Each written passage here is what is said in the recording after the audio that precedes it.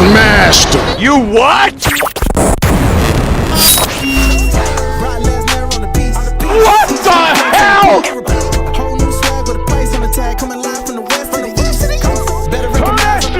Wash your ass. I get no bitches.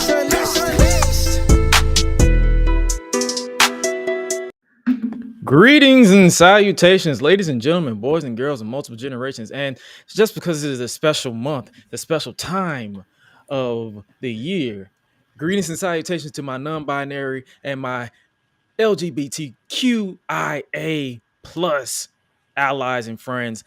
Welcome to the GRESH Unleashed podcast. I am your purveyor of mischief, Gresh, and this is another installment of the GRESH Unleashed podcast. And joining me, as always, is the queen of mischief, the queen of rebels, Suela the Bandit.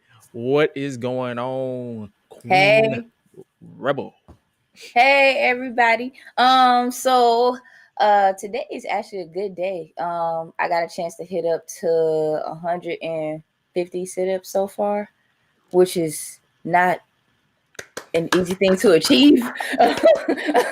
It really isn't. Like, it's actually kind of great. But if you do that and then you doing Russian twist too, it hurts. So I'm still in pain for that. No matter how much I laugh, it still hurts. Like now. Anyway, well, I was able to do that today. Also, it was nice outside, so that was pretty great. Got Man, it was hot. Get some sun.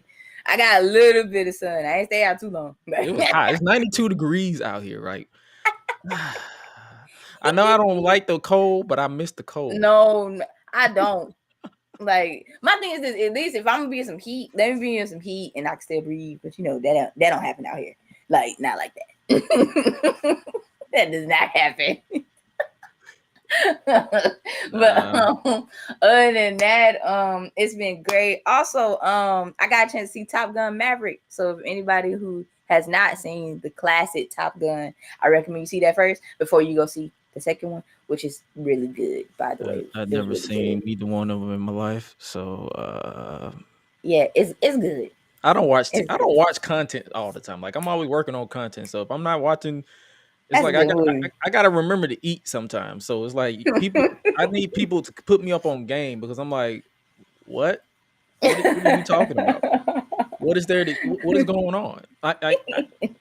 Tell me what's going on. I don't know what's going on, but I do know what's going on today, ladies and gentlemen. We're going to be it's the start of officially TNA Retro Month. It's also it's Pride Month, but we're also going to take it back to the TNA days because or the Impact days, because you never know. Because I'm gonna be honest with you, I'm kind of tired of watching modern wrestling outside of AEW. I'm just not. I know I try to keep WWE in my mind, but it's like outside of Roman Reigns. I know it just Cody Rhodes, Seth Rollins. Like, what is there to keep up with? It's like it feels like every time I watch Raw, every time I watch SmackDown, it's literally the same matches over and over and over and over. And for some reason, they kept firing people. I'm like, you need the help. You need the help. Why are you firing people? I never understood that at all. So it's like, at this point, instead of me getting on social media and bitching and moaning about what I can't change, I'm just going to move on with my life. And I'm like, hey, what a perfect time, because I believe it is 20 years since TNA came into existence. Now it's known as Impact Wrestling. So 20 years. People thought they was going to die in 4. People thought it was going to die in like 10. And I'm going to be completely honest with you. I'm surprised they survived Hulk Hogan. Yeah. I'm truly surprised that they like both. And ironically, fun story, I never heard of TNA until 2010. Like, no, scratch that. 2008, when I accidentally ordered it on pay-per-view by mistake because I was just scrolling through pay-per-view. I think that's when I got into TNA too. It was either 2007 or 8. It's one of the years. You know what I'm saying? Yeah. I stumbled upon it like accidentally 2008 because I ordered it on pay-per-view by mistake. I had to pay it back. Sorry, Pastor. So I had to So I was like, I think it was a sacrifice pay-per-view in 2008. So it was like Kevin Nash and also. So the first people I saw was like, I'm like, this ain't WWE. What is this? So I watched it, this, that, and the third, and I'm like, oh, okay, this is interesting. I never really followed up with it until 2010. So I'm like, and then that was when the Hogan era, then the whole it went downhill after that because they basically did they put it in favor of all Hogan and his friends as opposed to the talent that's been there since day one. So fortunately, I picked for our TNA review to start us off. Obviously, we're going to get to the AEW Double or Nothing. We're going to do a speed round. Suela didn't get a chance to check it out, but I'm going to get my thoughts on it and the long show that it was, to the point where I was hungover all day the day after. I was drinking so much beverages all day. Trying to stay awake. Trying to stay awake because it literally went to 12:30, 12:45. So I'm. What time did it start? It started at 8, but I know they had like the buy-in too. The buy-in was at 7. So 7 friend. to midnight for me because I wasn't gonna watch the buy-in, but then you saw Hook and Danhausen on it, so I'm like, I gotta watch it because I'm not gonna call myself a hooker, but Hook is growing on me. So I'm like, all right, I'll check it out. Checked it out. I ain't started drinking until the actual pay-per-view because I'm like, okay, I'm not gonna drink at 7 o'clock. I'm gonna at least wait to 8:30. So by the time 8:30 hit, that's when the beverages started coming out, the gin and juice, and then all the way to 12:30, I was drinking it. Then soon as the very next day, I'm like, I feel good. I'm like, I'm sorry, but then I said I feel good, but then my stomach said, you thought so, you think not, you asshole. Why are you up right now? Because I get up at my normal time, 7-8 o'clock. As soon as 7-8 o'clock hit, I'm like, no, I think not. So I'm drinking some water, threw that up. Drinking some orange juice. No. Drinking some orange juice, threw that up. Drinking some Powerade, threw that up. I said, "Oh, you gotta be shitting me!" Wow, this messed up. So I spent the whole Monday just recovering. I'm like, "Oh my god, I can't do nothing. I can't record content because I feel like shit." I said, "I'm like, never. If I ever drink again, I'm like, yo." I'm not drinking during the AEW pay-per-view because it seems like every time I do something with the AEW pay-per-view with them long ass shows, they love some shit always hit the fan with me the very next day. But we're gonna get to it. But if you are new around here, ladies and gentlemen, this is the GRESH Unleashed podcast, and we are not able to be here without our Patreon backers over on patreon.com/GRESH Digital. We appreciate every last one of you guys for supporting the podcast, whether you are in the $1 tier or the $10 tier. And without you guys, I probably would have gave up on this content creation stuff 2 years ago. That's when the Patreon was created. And without you guys, I wouldn't be able to do it without there. And going forward, if you are listening in the video format, because I just figured out that we got a ticker now in the software that we use, I am going to be putting your names at the bottom of each video so you guys can be a part of the show in verbatim. So make sure it's names that you guys want to see displayed, because I know some people utilize their real names. It can be whatever name you want. Just don't go out of pocket like them guys over at Deadlock. Don't go out of pocket like them, because you be seeing Dick the Cock Johnson and all them people. That's too much. No, just put you can put a funny name, you could put whatever the case may be, but your name going forward will be at the bottom part of the podcast going forward. So we might as well get into it. We're going to be getting into TNA Slammiversary 2006. Did you catch that poster? I did a research on the poster, and for some reason they had Monty Brown on it instead of Run the Truth Killings, who's in the match. Who's in the King of the Mountain match? Yeah. So I was like, one or two things: either Monty Brown was a part of it and he had to pull out, or they just said in their mind, Run the Truth Killings and Monty Brown look the same when they don't look the same. R-Truth has dreads. Like, we don't all look alike, motherfucker. Thank you. when is everybody gonna grasp that concept? Like, we don't. We do not all look alike. Oh my god! I can't stress that enough. Like, I don't understand it. I truly don't. What don't y'all get? We don't look alike. All right. Anyway, oh, man. so we started off TNA Slammiversary with the opening package. Oh, the opening promo package, which was pretty retro to get you hyped for the King of the Mountain match, which featured 3 former NWA Worlds Heavyweight Champions in this match, which was Jeff Jarrett, JJ. R-Truth, and I believe the current NWA Worlds Heavyweight Champion, which was Christian Cage. And then you had Abyss, who was the NWA. Because around this time, they were still a part of NWA. It wasn't TNA World Champion, TNA Tag Team Champions. It was still NWA. The gimmick for this one is this is the one, or whatever the case may be. Yeah. And I still liked it though, even when I watched it again. I was like, I still like this match. What did you think about the pyro for the opening, like the classic pyro setup? Like, you know how they got the 2 tunnels on both sides, one for the heels and one for the babyface. What you think about that? Like, do you think we need to see more of that? Because I know AEW does it now with the they do. Stage, but I don't know why, but I liked it when it was on opposite sides of the ring. Like, you had them going on 2 different. I think that's better off that way anyway. Instead of everybody just coming out the same, like, on the same side. area, Like, it felt different. It felt different. So it's like, oh, okay, cool. Like, when I saw that, I'm like, oh man, because I very rarely see or watch anything in 2006 in TNA, because I was around that time I was still watching WWE fully. So I didn't even know TNA existed at that point. So I don't know. But to start off while the pyro was going off, Team 3D and the James gang didn't even wait for the pyro to stop for some reason. They were fighting all over the place.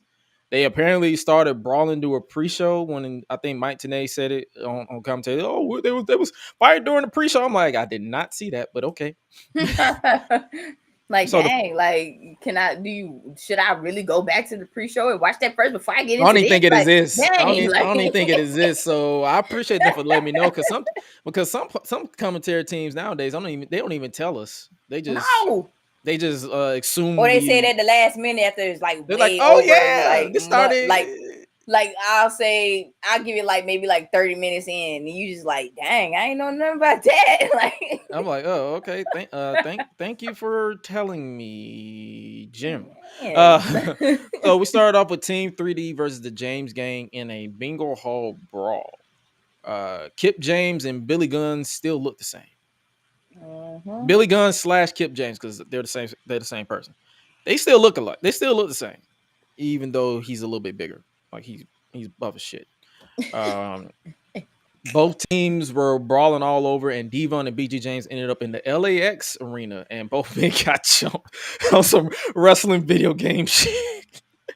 I said, wait, because they were brawling in the crowd. Like, the crowd was hyped. I like, it was all over the place, and then out of nowhere, I just saw them getting jumped. I'm like, wait, did someone think this was real and actually jump people? It was just LAX. And then you had a moment where BG James thought he dapped up Conan, and he thought he was about to get a ally, and then Conan said, "Gotcha, bitch!" Bam, and just started. He said, "Oh, you thought? Nah, we." And BG James was like, "Yeah, we got him, Kip." And then Conan said, "We."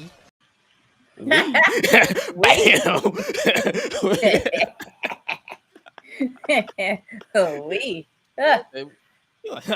We ain't no we up in here. So the brawl continued and into the crowd, and it was fan interactions with the steel chair, and then Kip came with the trash can lid. So it literally felt like a video game with this brawl.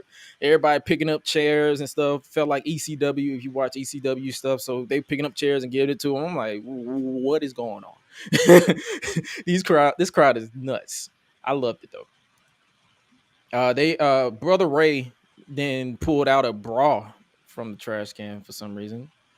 Yeah. Okay. I noticed that too. I was like, wait a minute, where you get this bra from? Like, wait. First of all, how did the bra end up being in the trash can in the first place?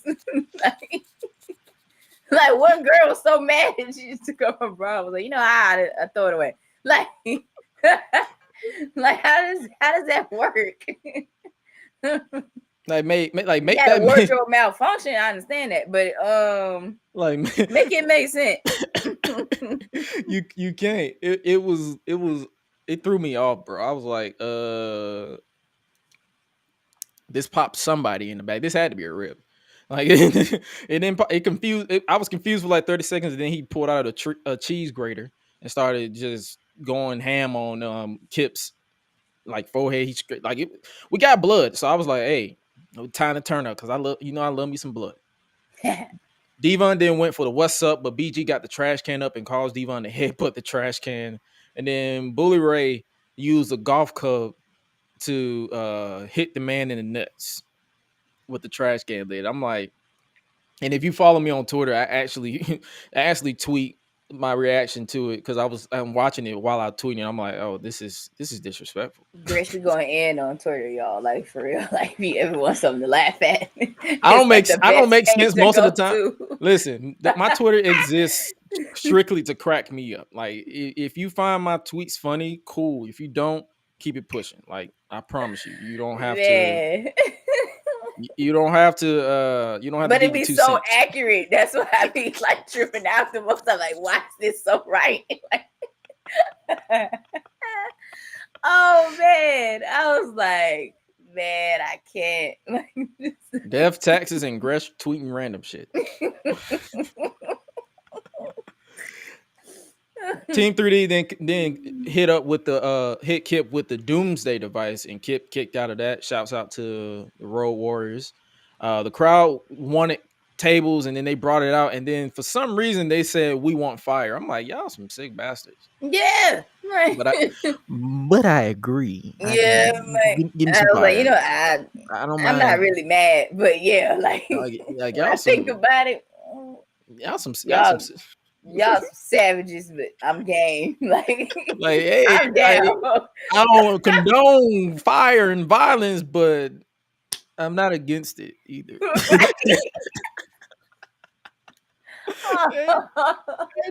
You're gonna love the anarchy in the arena. Like I know you didn't see that match. We're gonna get to it, but you gonna enjoy it.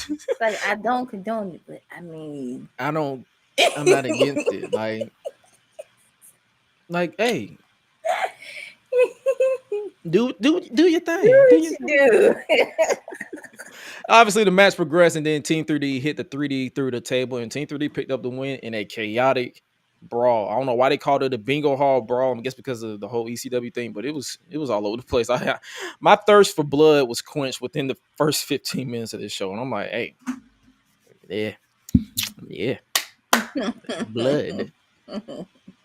Then we go to the back with Jeff Jarrett. He cut a promo. We got a slap nuts promo with JB, Jeremy Borash, talking about Jarrett's life and career. Jeff Jarrett declared he will regain the title. And then out of nowhere, Larry Zbyszko came to tell Jeff that he was right about the new face of TNA management. It is who he thought it was. And they were making a whole big deal about being the face of TNA management. I'm like, okay, this is a Impact gimmick, but we're on a pay-per-view. But anyway, moving on. Then we get a Team Canada versus Rhino match. It was a nice little handicap match. Scott D'Amore is the current VP of Impact. I never had the pleasure of seeing his work as a manager. He was out here talking all that trash about getting rid of Rhino, and soon as Rhino ran out, D'Amore just ran up the ramp like he stole somebody's check or something. And he was like, yeah, let me go that way. It was a typical coward heel manager and client versus the angry meathead. I pretty much tuned out of most of this match. What you think about this match? I mean, no big deal. I was okay. I was just like, yeah, like, all right. Obviously, the match progressed, and then Rhino gored Scott to pick up the win, and the crowd went insane on that gore. Like, they popped for it. I'm like, whoa, okay. Rhino was over as hell in Impact. Makes sense.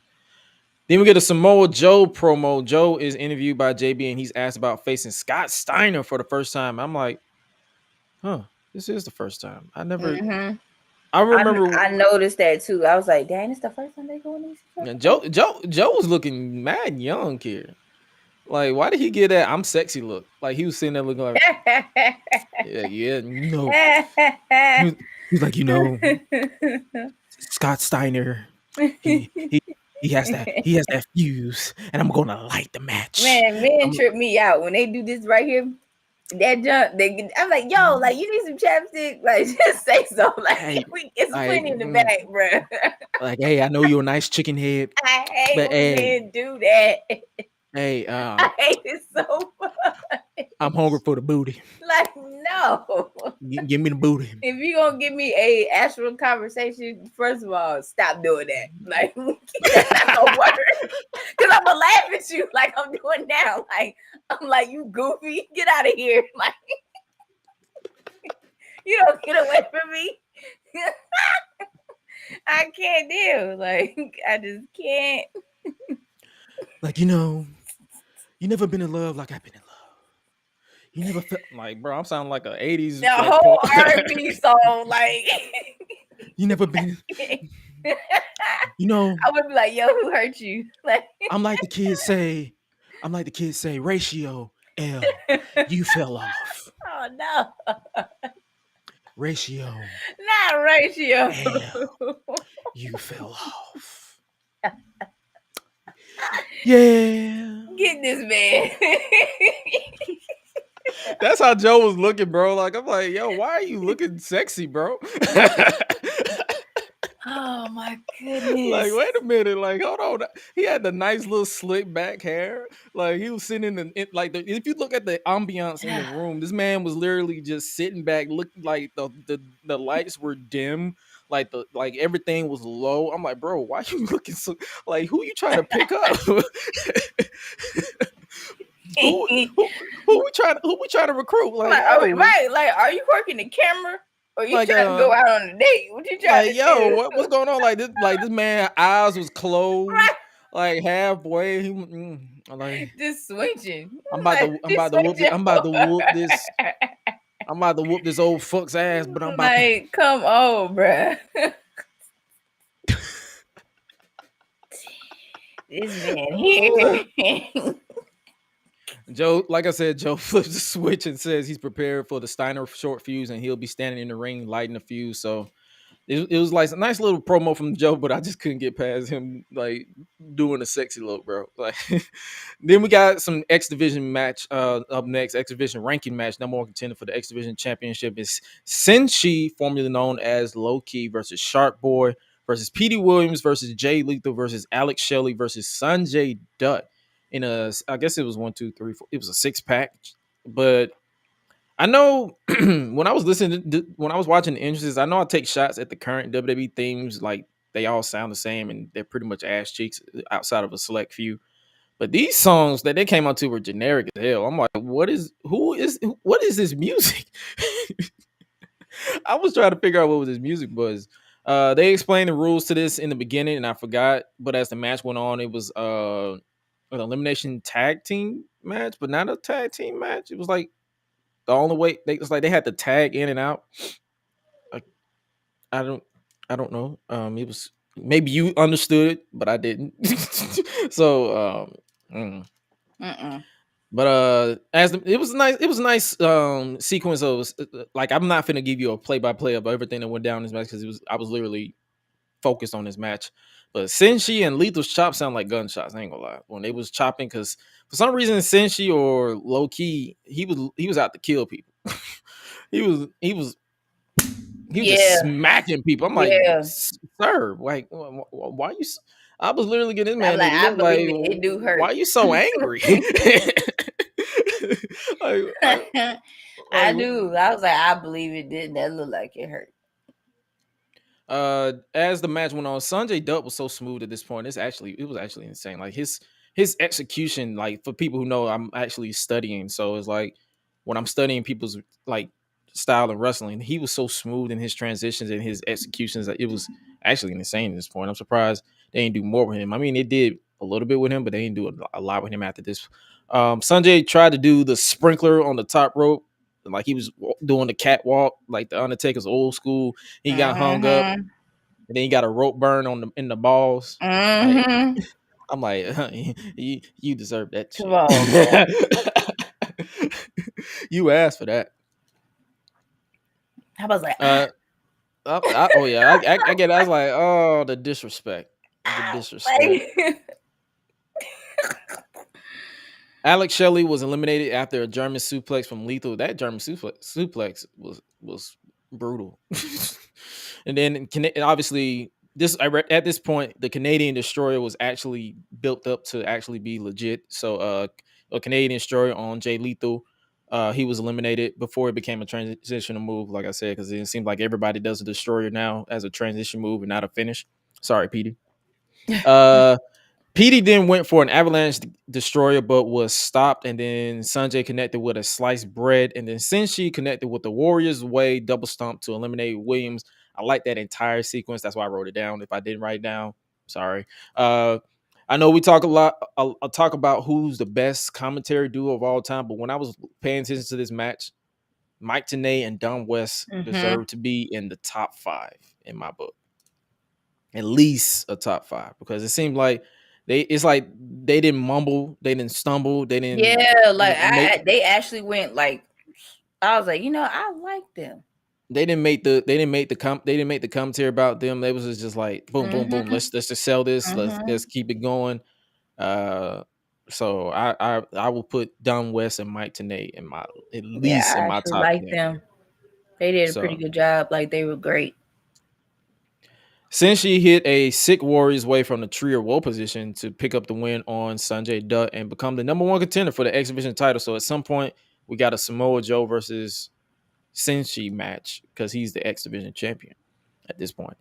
Like I said, this match was fun to see. If you guys haven't checked it out, it's actually on YouTube. So if you follow us on Patreon, I actually post what the retro review is going to be, and it's public, so you don't have, it's not behind a paywall, so it's public, so you guys can watch it along with us, so you can know and join it on the phone, whatever we review it live on the podcast for the month of TNA month.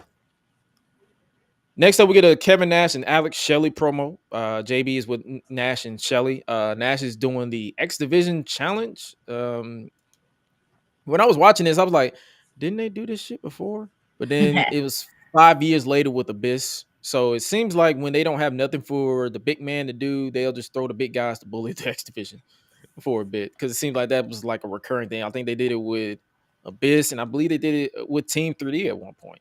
So it seems like it's a recurring thing where it's like they don't have nothing for the big man to do, so it's like, hey, let's go bully the smaller guys. And then that led into the X Division challenge. It was a typical big man versus little man match. It was Chris Sabin versus Kevin Nash. I actually enjoyed this one too. Like, it was 2 back-to-back matches that I personally enjoyed, because it's like, I don't mind my typical David versus Goliath match if it makes sense. Like, if it's just something thrown together, I don't care. But if it's something like, if it makes sense, yeah, I'll watch it. I'm down. Sabin brought it to Nash right out of the gate, and as Nash was reeling on the outside, he called for Alex Shelley. So it basically became into an unofficial handicap match.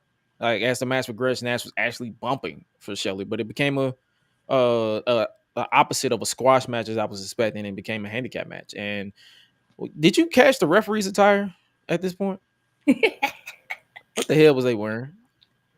I was trying to figure out. I'm like, what? Who chose this? Yeah, I was like, wait a minute. So that's what you gonna wear? Oh, okay. It was distracted for a bit, because I was like, what is this? Wait a minute. Like, what is that?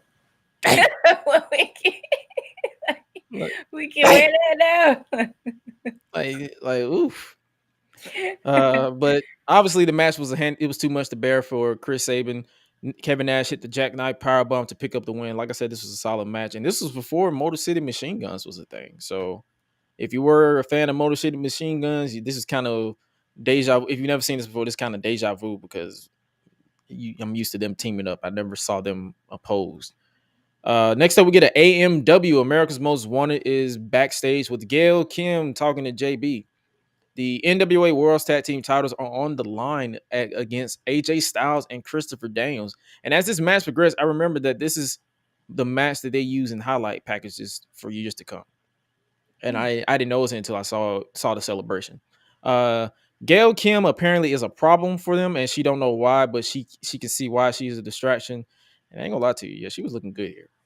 I'm like, I don't mind me some Asians. Like I'm all for my black queens, but hey man, if you're a good looking Asian, hey, I'm looking respectfully. Lord. Next up, man. Next up, we get America Most Wanted defends the NWA Worlds Tag Team Championships against AJ Styles and Christopher Daniels. It's an 8-month title reign, the longest at that point. This was a last chance for Daniels and Styles because I believe that they've faced them 2 other times, and then they always cheated to win in some way, shape, or form. Oh. During the match, it was Happy Father's Day to Wildcat Chris Harris's dad. So this was actually on Father's Day, and I was like, okay, Chris Harris was a dick, but it was fun. I know Randy Orton's drop kick is talked about being the best, but AJ Styles might give him a run for his money. His drop kick is beautiful and crisp. I ain't gonna lie to you. There was a moment where Daniels hit back-to-back drop toe holds on both Harris and Storm, and it made them 69 each other. And Daniels stomped Storm's face into Harris's ball, and I was like, yeah. When they did the 69, I did utter a pause for a minute. I was like, pause. Hold on.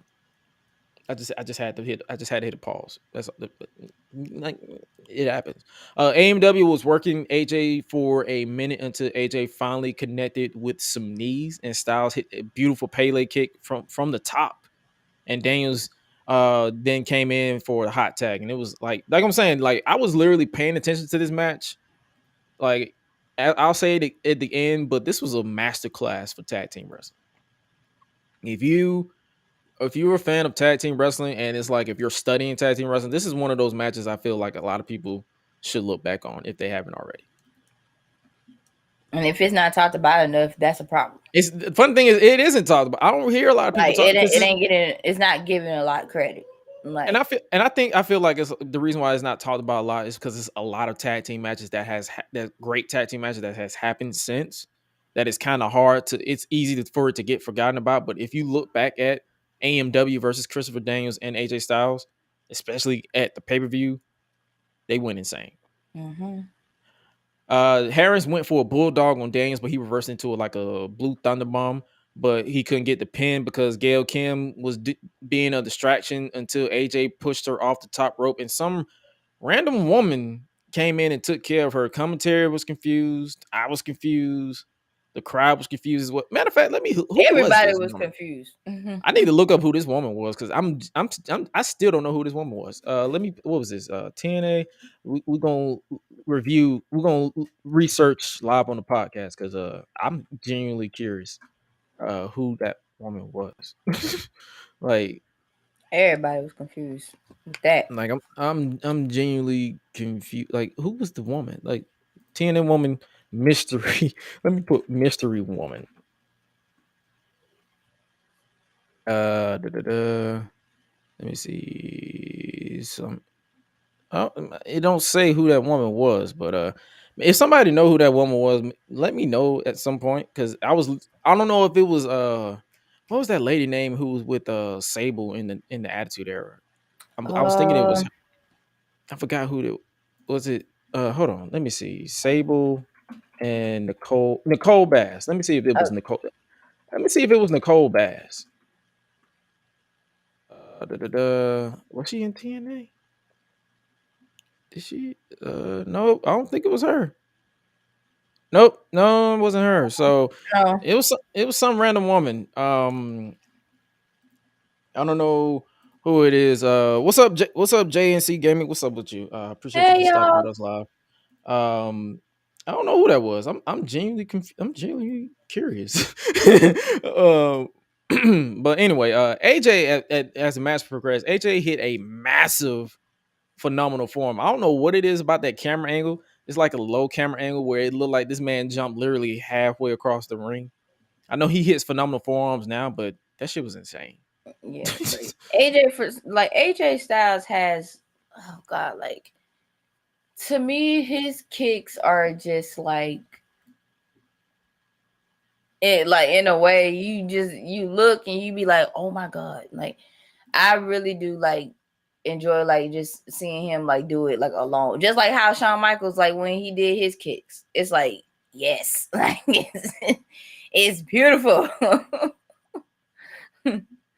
Like yes, please. You got any more moves, that Chris? Like I know you do. Like AJ was, I think Styles is great now, but I feel like he was in peak form here. Like he was everything was Chris. He was hitting the spiral taps. He was hitting freaking like 450s with ease. Like I feel like WWE should have hired him earlier, but at the same time, they didn't miss the ball too much with hiring him now. So I ain't too mad at it. Harris hit Styles with handcuffs around his fist, but Daniels pulled the referee out to stop the pin at 2. Daniels hit a DVD on Harris and Styles a standing somersault for 2. So they was acting like a legit tag team. At one point, I thought they was like a makeshift tag team, but they was literally hitting moves left and right. I enjoy this team. Daniels hit Storm with a low blow with the referee distracted, but then Harris took out the referee. So it was just a whole bunch of stuff that I ain't have time to process at this point. Storm went for a beer bottle shot on Daniels, but he accidentally hit his partner instead. Daniels hit a Uranagi, and then Styles hit a frog splash, followed up by the BME, the best moonsault ever, to crown new tag team champions. The crowd went insane with that pin, borderline mosh pit. And like this is what I was talking about earlier, when like the footage that they use for years to come. Daniels, when he was celebrating after his pin, where he was just with his arms up in the air, that was literally on a lot of promo packages that I saw in 2010, because that was a beautiful shot. But like I said, this was a masterclass for tag team wrestling. If you haven't checked this tag team match out, AMW versus AJ Styles and Christopher Daniels, you got to check it out at least once or twice. I might actually go watch it back, like, because that's how good it was. Next up, we get JB interviewing Sting about tonight's main event. Sting cut a 1980s promo, and my first thought was, why are you yelling? I'm like, why are you yelling, dog? Like, I'm right here. What are you yelling for? What's the reason? What was the reason? Trying to get people to feel it. I was feeling it though. I ain't gonna lie, but I'm like, dog, come on now. Why are you yelling? The Stinger says he can multitask and says a bunch of stuff to Christian Cage and wraps it up with "It's showtime." And I'm like, that was a typical Sting promo. Then we get a look back at the history of TNA. They did a lot of good stuff in the first 4 years of their company, if you ask me. And then we saw a shot of Hulk Hogan. What if we got Hulk Hogan in TNA before 2010? That shit would have sucked. that shit would have been ass cheeks. That shit would have been booty butt like, cheeks, what? booty What butt say? cheeks. That would have Like, been what? that would have been ass. Hulk Hogan in 2010 would have been detrimental to my sanity if I had to watch back that. Like, no, he was in the perfect time, because TNA or Impact has pretty much hitting 2010 to 2013 TNA from the record books, because they're like, that shit was trash. We get it, but I'm trying to tell you, if Hulk Hogan was in TNA in 2004, it would have been. Booty butt, booty butt, booty butt cheeks. Booty butt, booty butt, booty butt cheeks. I had to throw the Boondocks reference in there for sure. Booty butt, booty butt, booty butt cheeks. Goodness. It would have been that terrible. It would have been detrimental to my sanity. But moving on, we get who is the new face of TNA management. The new face is Jim Cornette. And my first thought was, oh, brother, this is going to be. That's all I can say. I was like, when I saw him, I was like, my whole face just dropped. I'm like, okay. This is the era of Jim Cornette in charge of TNA. Okay.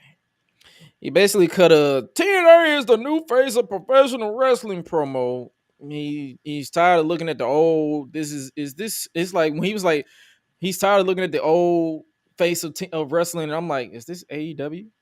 Cause don't they say that same shit?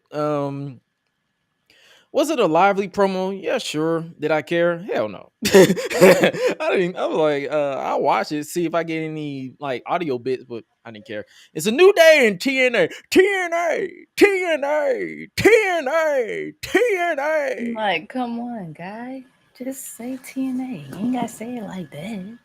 TNA. TNA. TNA. TNA. TNA. Oh, TNA. no. TNA. That's gonna be a ringtone. Like, Probably. if it ain't already. I'm pretty sure somebody's gonna snip it and send it to me. JB interviews Scott Steiner next. Don't you call that half-breed Samoa Joe? You call that fat bastard Sloppy Joe. I'm like, Scott. This is a Scott Steiner promo. This is a typical Scott Steiner promo. He mentioned Triple H, Goldberg, John Cena, etc. He's like, I beat all these guys. I'm like, Scott, you didn't beat Triple H. You lost. Right, you lost. Let's not forget. So basically, Scott Steiner hates Samoa Joe for being a half-breed and for being fat, while Joe just doesn't give a shit about Scott Steiner in general. That's literally the premise of this match. They don't care. No, next of course not. Next up, Samoa Joe is undefeated still at this point, and Steiner was rightfully a heel in this one. He was not miscast like they did in WWE, where he was a babyface when his gimmick is literally a dick. So he should never be a babyface with this version of himself. Steiner and Joe was doing some amateur wrestling with Steiner getting the advantage until Joe spit in Steiner's face and all hell broke loose. He was like, "Oh, well, you gonna spit in my face? Well, let's." It got personal. As the match progressed, Steiner showed off his strength. He powerbombed Joe, and when he went for the pin, Joe instantly locked in a triangle choke. And I'm like, "Yo, this is actually a house fight." I don't mind this. I was expecting it to be sloppy. I was like, mind this. I was expecting it to be. I was expecting it to be sloppy. But then I was like, oh, okay. They're going for an actual house fight. Let's do it. Steiner caught Joe with a interesting looking sit down Uranagi in the corner. And then Steiner just slapped the shit.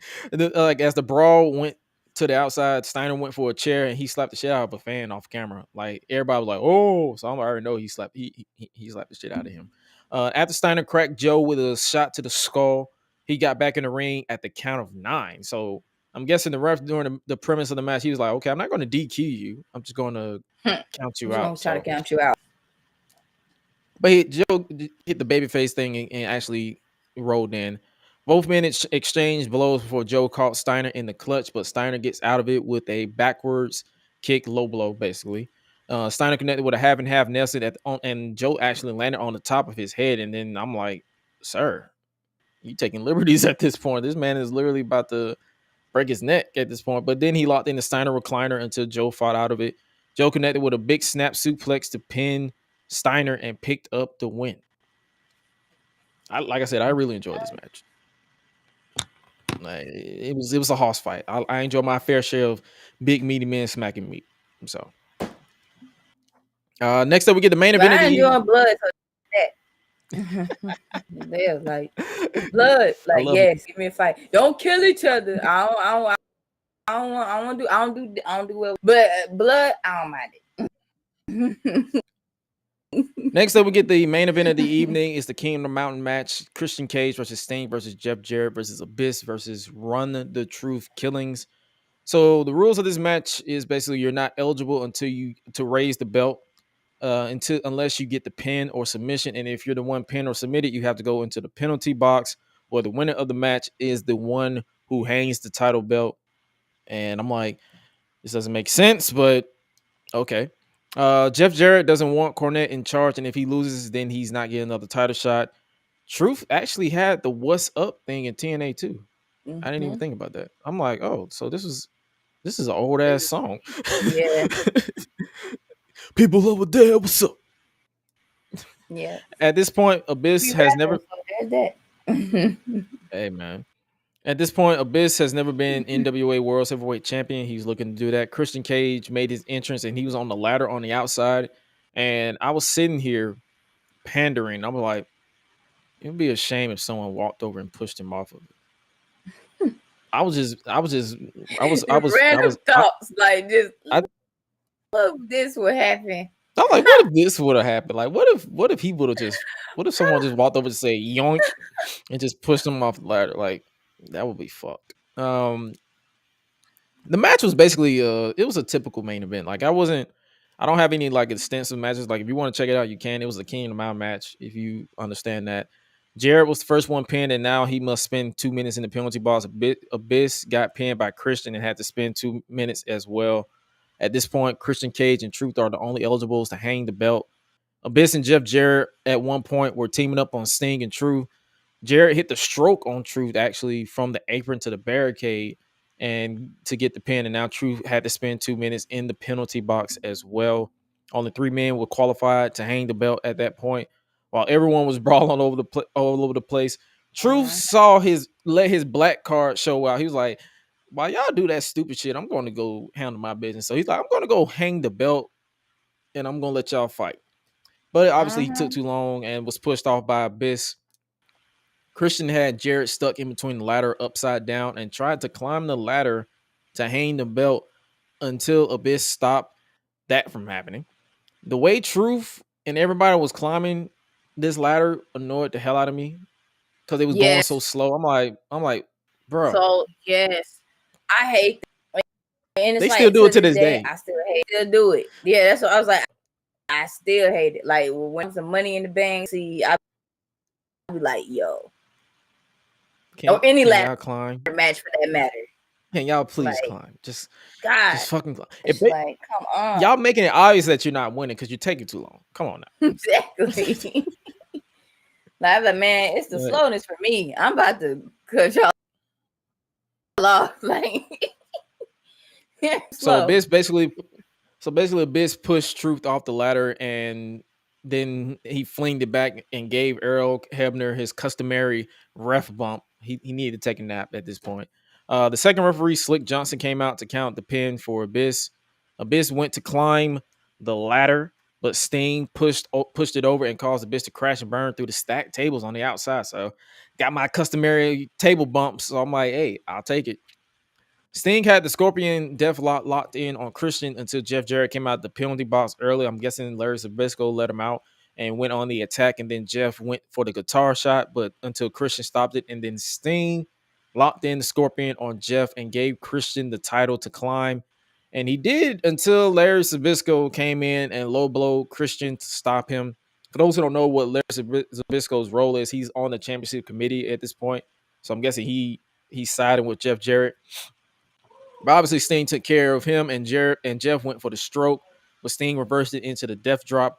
Sting took Earl's hand and counted the pin for himself, and then Sting then climbed the ladder to hang the championship until Christian Cage came in and stopped him before Earl Hebner surprisingly said, I'm alive, and pushed the ladder, and Jeff Jarrett climbed the ladder and won the match. It was basically another screw job finish. The crowd threw trash, and when Jarrett bottles and glasses, I guess they was pissed. Bottles, they threw all kind of stuff. Whoa, like yeah, like, that's a good old fashioned 10. Like, Jarrett was celebrating on the ramp, and then senior referee Rudy Charles came and snatched the belt from Jeff and gave it to Jim Cornette. Who's the champ? Was the question to end the show, and I'm like, that was quite the way to end the show. I mean. Am I going to search out the fallout from this episode? Probably not, but it was like a title. Like overall, the show wasn't bad. I'm more of a shenanigans type of viewer now. So if the brawl in the beginning with Team 3D and the James game, the two matches between Samoa Joe and Scott Steiner, the X Division champion, the X Division challenge, and then the X Division 6-pack. Those are my two favorite. Other than that, everything else was pretty much ass, ass, ass. But now, oh, and also the tag team match. So it's like it was it was more pros than cons in this, but the ending was like, okay, whatever. And that was your TNA Slammiversary review.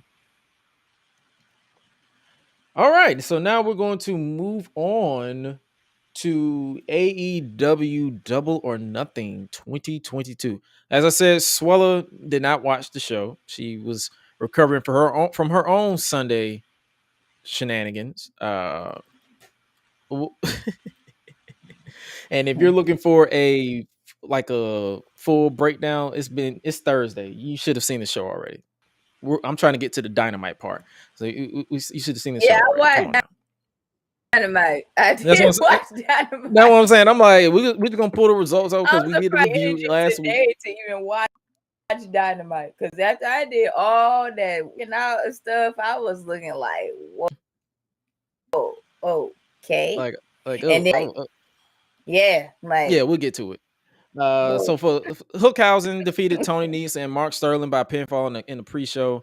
Then we started off the show with Wardlow defeating MJF within 7 minutes and 30 seconds. It was literally like it was power bomb. So Wardlow is officially, and without a doubt, he is all elite. He is now officially back on the AEW roster. Officially. Okay. Officially. Like, he was obviously signed. Like, ain't no way they not finna sign this man. Officially back. He's officially all elite. Wardlow is all elite. He got the graphic. Tony Khan had to get this man the graphic so it could look official and all that good stuff. So you know how that is. Okay. Got his outfit on. He ready to go. Got his hair slicked back and everything. Next up, we had the Hardys, Matt and Jeff Hardy, defeating the Young Bucks it was a typical Young Bucks match. Like, if you rock with it, check it out. If you haven't, Jeff was looking kind of busted during his match. I'm guessing his match. I guess he was reportedly banged up from his Darby match, that no DQ match that he had with Darby. And I'm gonna be honest with you, Jeff, I rock with you, man, but it might be time for you to sit down, bro. you might have to go ahead and hang up the shoes. You might have to go chill, bro. Like it was rough. But it wasn't bad. But when I watched it back, it wasn't as bad as I saw it live, but it was rough. What was it like? Was it just like the endurance? Like, was it? He was hurting. He was hurting. That makes sense. He was hurting. Yeah, you could tell he was still hurting. Like, in certain parts where he was like, yeah, you hurt. But they went nearly 20 minutes, and it was a solid match. Next up, we get this match. It was Jade Cargill defending the TBS Women's Championship against Anna Jay. Was it a picture perfect, like a crisp match? No, it was solid. It was Jade. I can tell you right now, Jade is getting much better, better. Like, it's not even.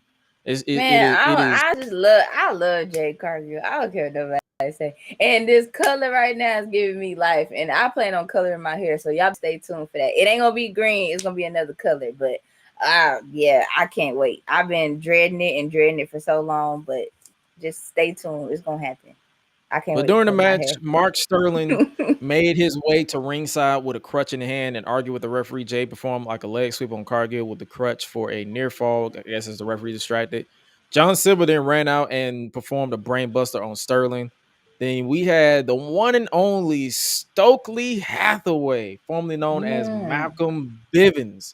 He walked out and stood at ringside, making his unannounced AEW debut. Jay performed the jaded off the top rope to retain the title. So it is officially with pleasure to let you guys know that Stokely Hathaway is all elite. This man, he was released a month ago from NXT. He was a part of Diamond Mine. This man was This man is like, people don't understand.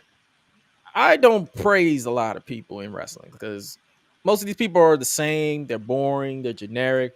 This man right here, when you give him the material, he can turn it into gold. The way he talks, the funniness. Like, if you haven't checked out this man, you can check out Malcolm Bivens or Big Stoke. You'll see me tweet out Big Stoke. If you see me tweet out Big Stoke, you already know what time it is. I ain't got to say nothing. You just know, just listen. Listen with your ears and not your mouth. That's all I'm saying. Following the match, Kiera Hogan and Red Velvet held up Jade Cargill for, I guess, to attack her. Then, I mean, not Anna Jay for Jade Cargill to attack her. Chris Statlander then ran out and started to stare down the trio. So they're building up Chris Statlander for the TBS title. I'm all for it because Chris is one of those underrated baby faces that you should always look out for because she's improved. She's no longer an alien. She's literally just a badass from Long Island.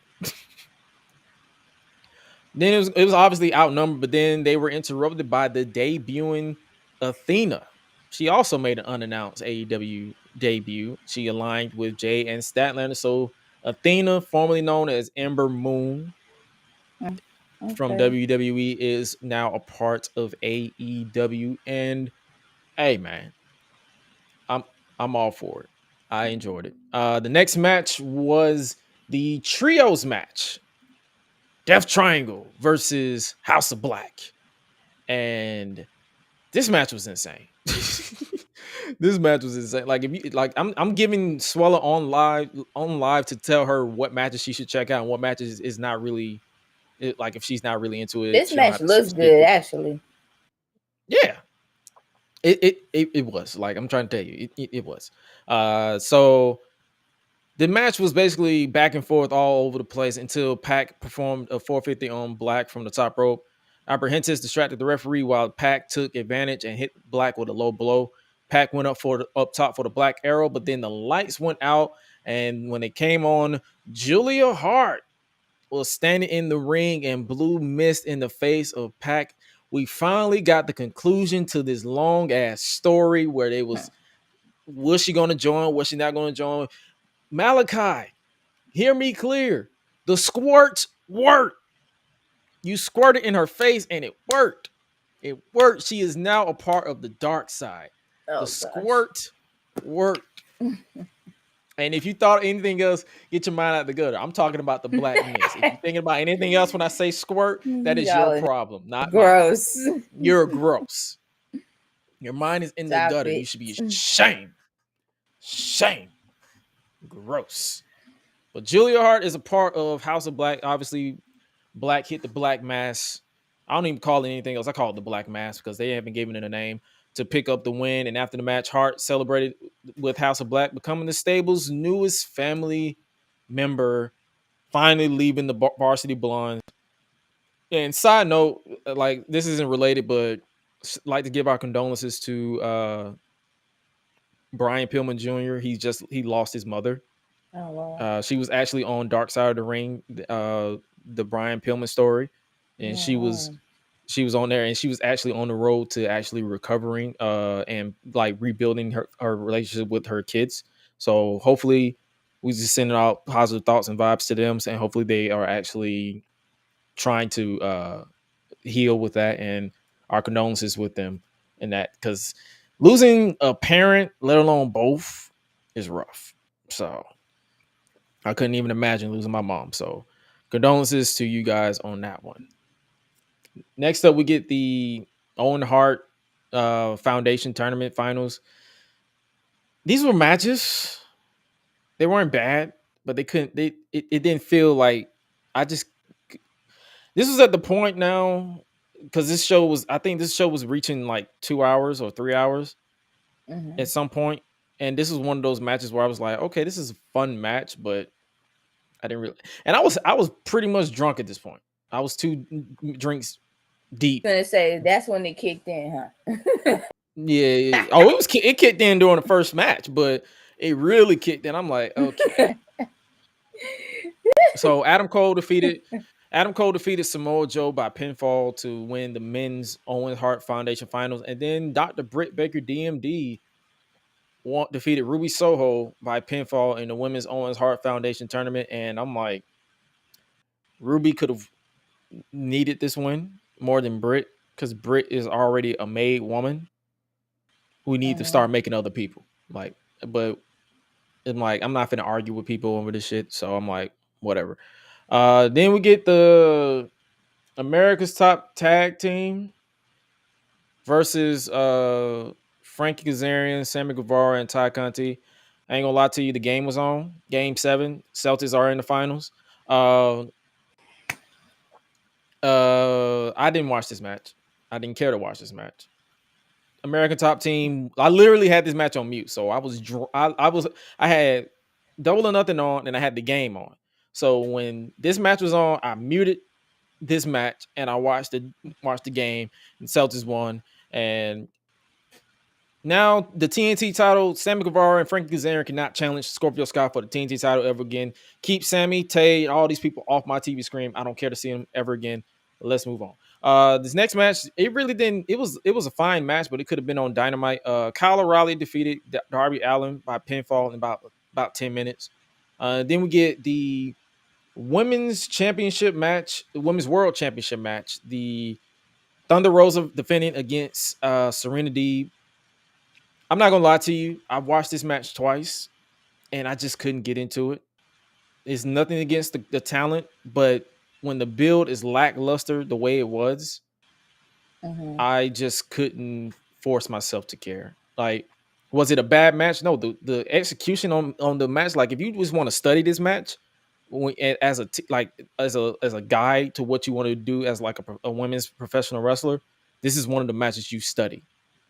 But for me, as who I am, and at this point in the show, which was literally 10 matches deep, I was tuned out. I was on autopilot for the first viewing, and then when I watched it back, and I'm like, this is a good match. It was actually a solid, like, what you can consider it a top women's match of 2022.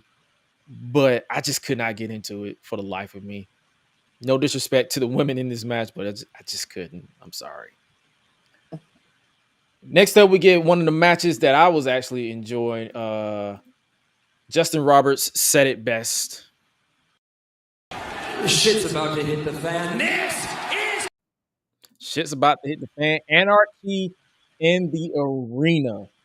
Jon Moxley, Bryan Danielson, Santana and Ortiz, Eddie Kingston versus the Jericho Appreciation Society. And when I tell you, this is a match, like, if you are a fan of shenanigans, this is a match you go out of your way to check out. It's so much. Like, I did not even bother writing notes for this at all, because I wasn't taking notes about this whole show. I was drunk as shit. But I was drinking enough. I took another shot during this match, and it was watching this drunk with you for it. That's all. This was a fun match. It was a bloody encounter. It was a bloody affair. The ending of the match, basically, Jericho applied the walls of Jericho and Danielson, while Hager choked the Danielson with the table. Bryan Danielson passed out. Thus, Jericho Appreciation Society won the match by a TKO. Like I said, it was a solid match. It was chaotic as hell. So much going on that if you watch it, this is one of the matches I like. If I tell you, I'm telling Suela as well. Watch this match live. Watch this match first, and you'll be fulfilled. It was 22 minutes of just pure freaking chaos, literally. Next up, we get the triple threat match for the AEW World Tag Team titles. It was Swerve and Our Glory. I don't know why that's their name, but it is what it is. Keith Lee and Swerve challenging Jurassic Express, Jungle Boy, and Luchasaurus versus Powerhouse Hobbs and Ricky Starks in a triple threat match. I for sure thought Jurassic Express was going to lose, but they didn't. So, I mean, it was a match. And it was fun. Like, it's like, I feel like the Anarchy in the arena match, the 3 match, and the main event were the best. Like, it woke me up after the 3 matches I blacked out on, which was the 6-man mixed tag and the 2 matches. That was just me. But Jurassic Express defeated Keith Lee and Swerve Strickland and Team Taz to retain the titles in about 17 minutes of pure anarchy in a tag team match that you can expect.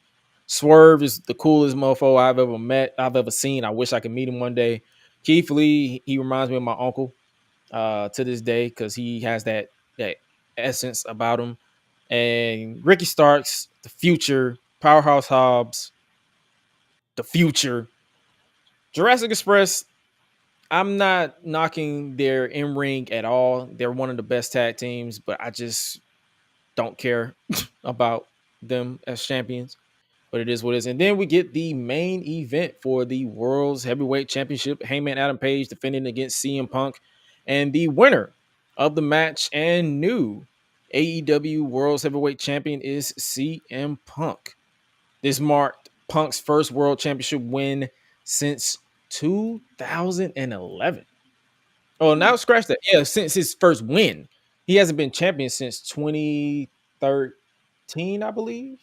Oh wow. It's been a minute. Wow. So, but while we switch over to the AEW Dynamite review, Suela, what was your Sunday like? Like for real? What was going on with you? Dude, bruh. I can't believe I gotta talk about this. So one of my cousins got married. My dad's my dad's my dad's niece. She got married. I'm gonna tell you this. It was fun. I will say that. It was fun. I had fun. It was like a wedding, and then all of a sudden it went from being a wedding and it turned into like a family reunion. So like I saw like all my dad's sisters, I saw their kids, I saw their kids had kids. I mean, it was just like, oh my gosh. Like I had so much fun though. I will say that, that's for sure. I had to be a bridesmaid, so I had to wear my bridesmaid's dress, which was pretty like cool and awesome at the same time. I think like for the very first time, my cousin like really got a chance to see like the other side of me, like coming like out of my tomboy phase a little bit. But she knows like I'm always gonna stay like that. That's not gonna change. But anyway, other than that, I mean, it was fun. Like the food was good, but we had to go like where we went. It was like a banquet hall where we were at, and we had to be like an hour. It's like an hour away from over here, and I was like, whew, it's far. But I do know one thing: we were heading back to come home, dude. When I tell you there are no street lights, like, oh my gosh, I was like, you thought you was in the episode of Stranger Things? Bro, I was scared for like a second. I was like, yeah, we gotta hurry up and get up out of here. Like that lets you know you's a nigga. Like we as niggas, we do not do dark. Like I don't care. Like I don't care what nobody tell you. They try to hype you up, say, "Oh, you scared of the dark?" You damn right, because I am a black man in America. I'll be thinking somebody about to kill me. So don't no. Shit. I had so much fun though. So I did enjoy the food. Like I enjoyed like all the dances that we had. Like it was really, really nice. Their wedding dance was really nice too. And when she got a chance to dance with her dad, that was pretty awesome too. Like we had some little teary moments, but it was fun. Like I had a blast though, for real, overall. It was definitely different because, like I said before, I've never been in no one's wedding. I've been to one, but I've never been in one. So I will say it was a pretty cool experience. I will give it that. When I came home, I really didn't go to bed. Honestly, I didn't go to bed until how many drinks you had? Oh boy, was about as many as mine.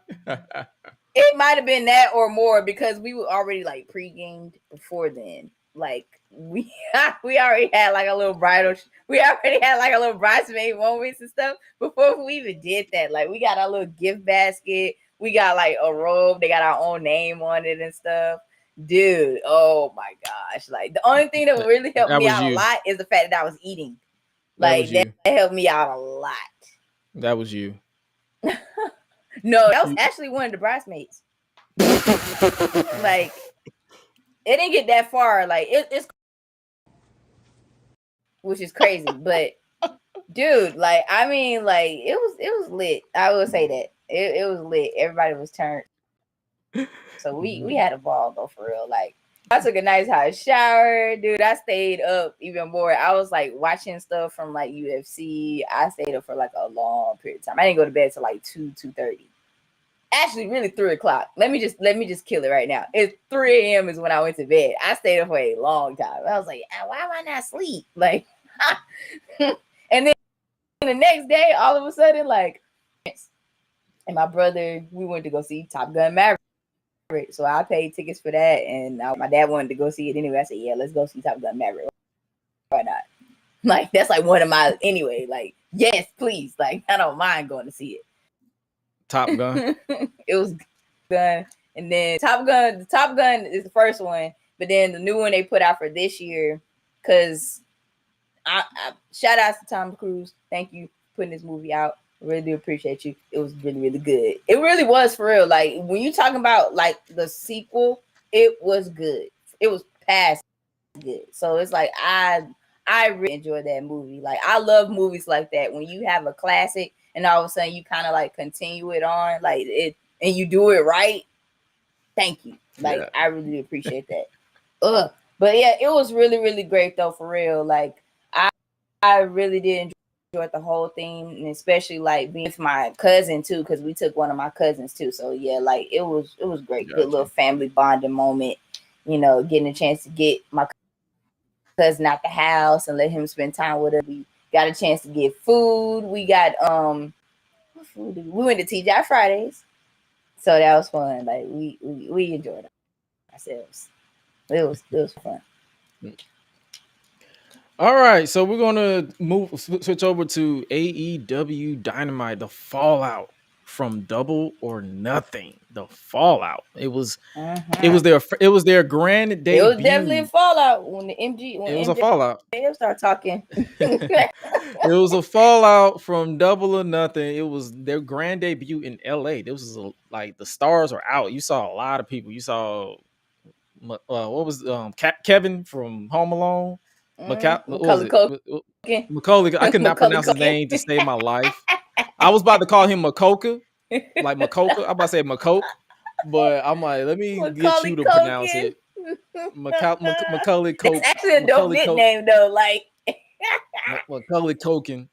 Macaulay is Culkin. That's a cool nickname. Like, oh, that's pretty cool. That's not bad. But it's Wednesday night. You know what that means. We start off with a trios match. It was a night full of tag team matches for some reason. AEW, the new AEW Worlds Heavyweight Champion CM Punk and Ring of Honor World Tag Team Champions FTR, Dax Hardwood and Cash Wheeler versus the Acclaims, Platinum, Max Caster, and the Gun Club, the Ass Boys, Colton and Austin Gunn with Anthony Bowens and Billy Gunn because Anthony Bowens is still injured. We have but like a lot of people, I know people giving them crap about it, but we have a new AEW Worlds Heavyweight Champion. Yeah. Down the aisle from Chicago, Illinois, to the World Champion, CM Punk. He beat a fighting champion, a tough champion. It was brilliant. What's your thoughts on CM Punk being the World's Heavyweight Champion? Like, your honest opinion. Just go unfiltered. You can go on a rant. You can give your thoughts. That's what this is for. You don't have to hold back. That's the point of being at the Unleashed table. You don't have to hold back. Honestly, I am actually kind of proud in a little bit since it's first time winning the belt in so long.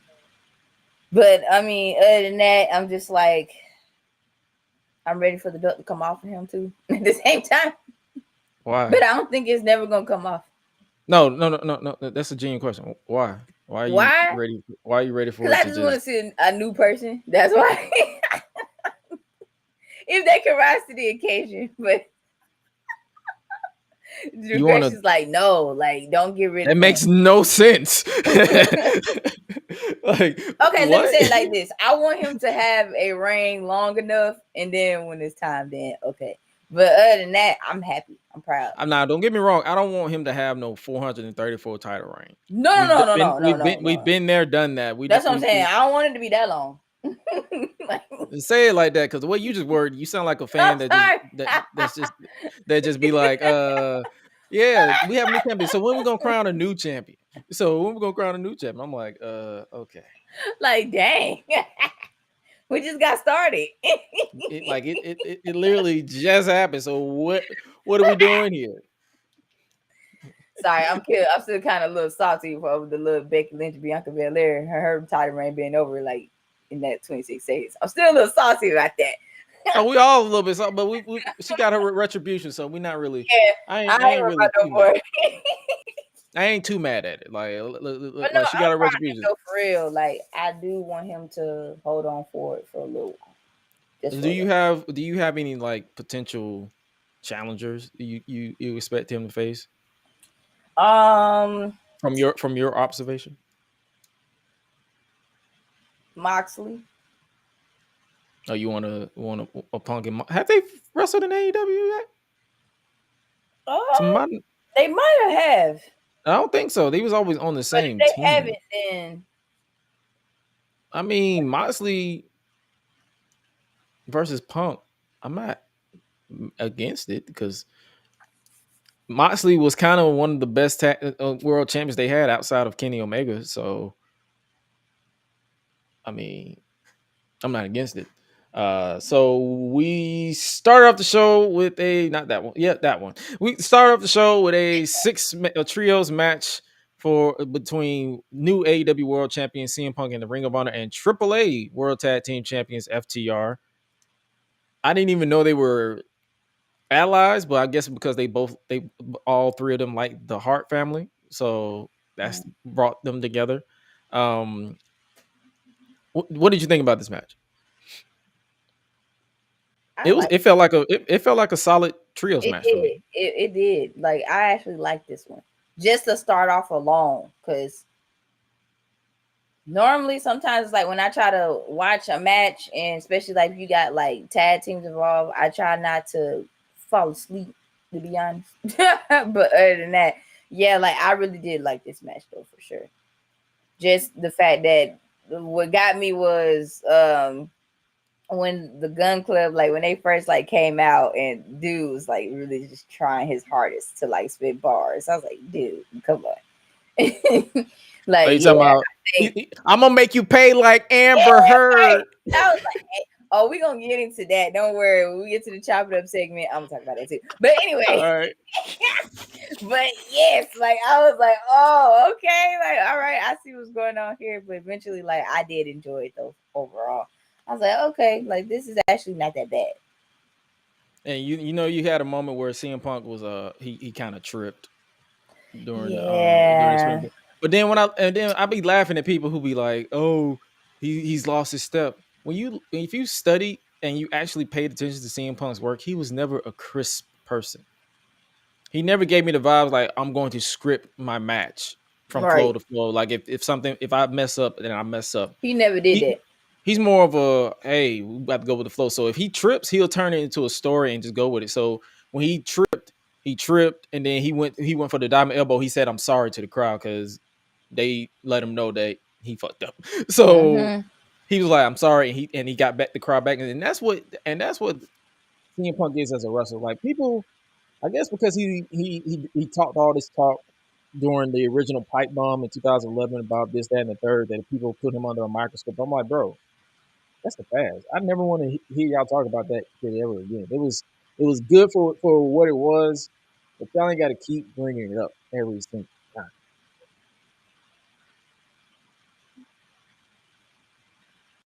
Just to New Japan Professional Wrestling. Forbidden Door, I know you're back there. Show me who I got. Tanahashi looks great. This is one for the Tanahashi. Hiroshi Tanahashi from New Japan Pro Wrestling. The build to Forbidden Door, which goes down later this month in about 4 weeks. That has officially started. We have Hiroshi Tanahashi, I'm guessing, versus CM Punk at Forbidden Door. Have you seen a Tanahashi match? I don't think I did. And if That's I your have, I probably don't remember it. That is your homework. I want you to just search a random Tanahashi match and see how he wrestles and see if you like him or not. And I mean modern. I don't mean, because the way New Japan lore is set up is like if you watch anything too old, it's not who he is now. Okay. Like I want you to go back as far as maybe 2018, 17, 16, around the time when Kenny Omega was still in New Japan. Around that time. So that's when I'm like, go around that time and see how he wrestles and see how you like, how would you match up that? That'd be your homework for the week. And JR said this is one for the ages. You got Hiroshi Tanahashi versus CM Punk at Forbidden Door. I'm intrigued. Like I'm intrigued who else walks through that. I'm intrigued who else walks through that door. I was expecting a Kenta, because Kenta been wanting to match with Punk, but I'm guessing CM Punk legitimately doesn't want to match with Kenta because Kenta is the innovator of the GTS. So, I mean, next up we get the Open Challenge: Johnny Elite, Johnny Mundo, John Morrison, Johnny Nitro, Johnny a million names. Wikipedia is crying because of all these nicknames you have. But Johnny Elite, he has signed an open contract to fight anyone in AEW, and finally.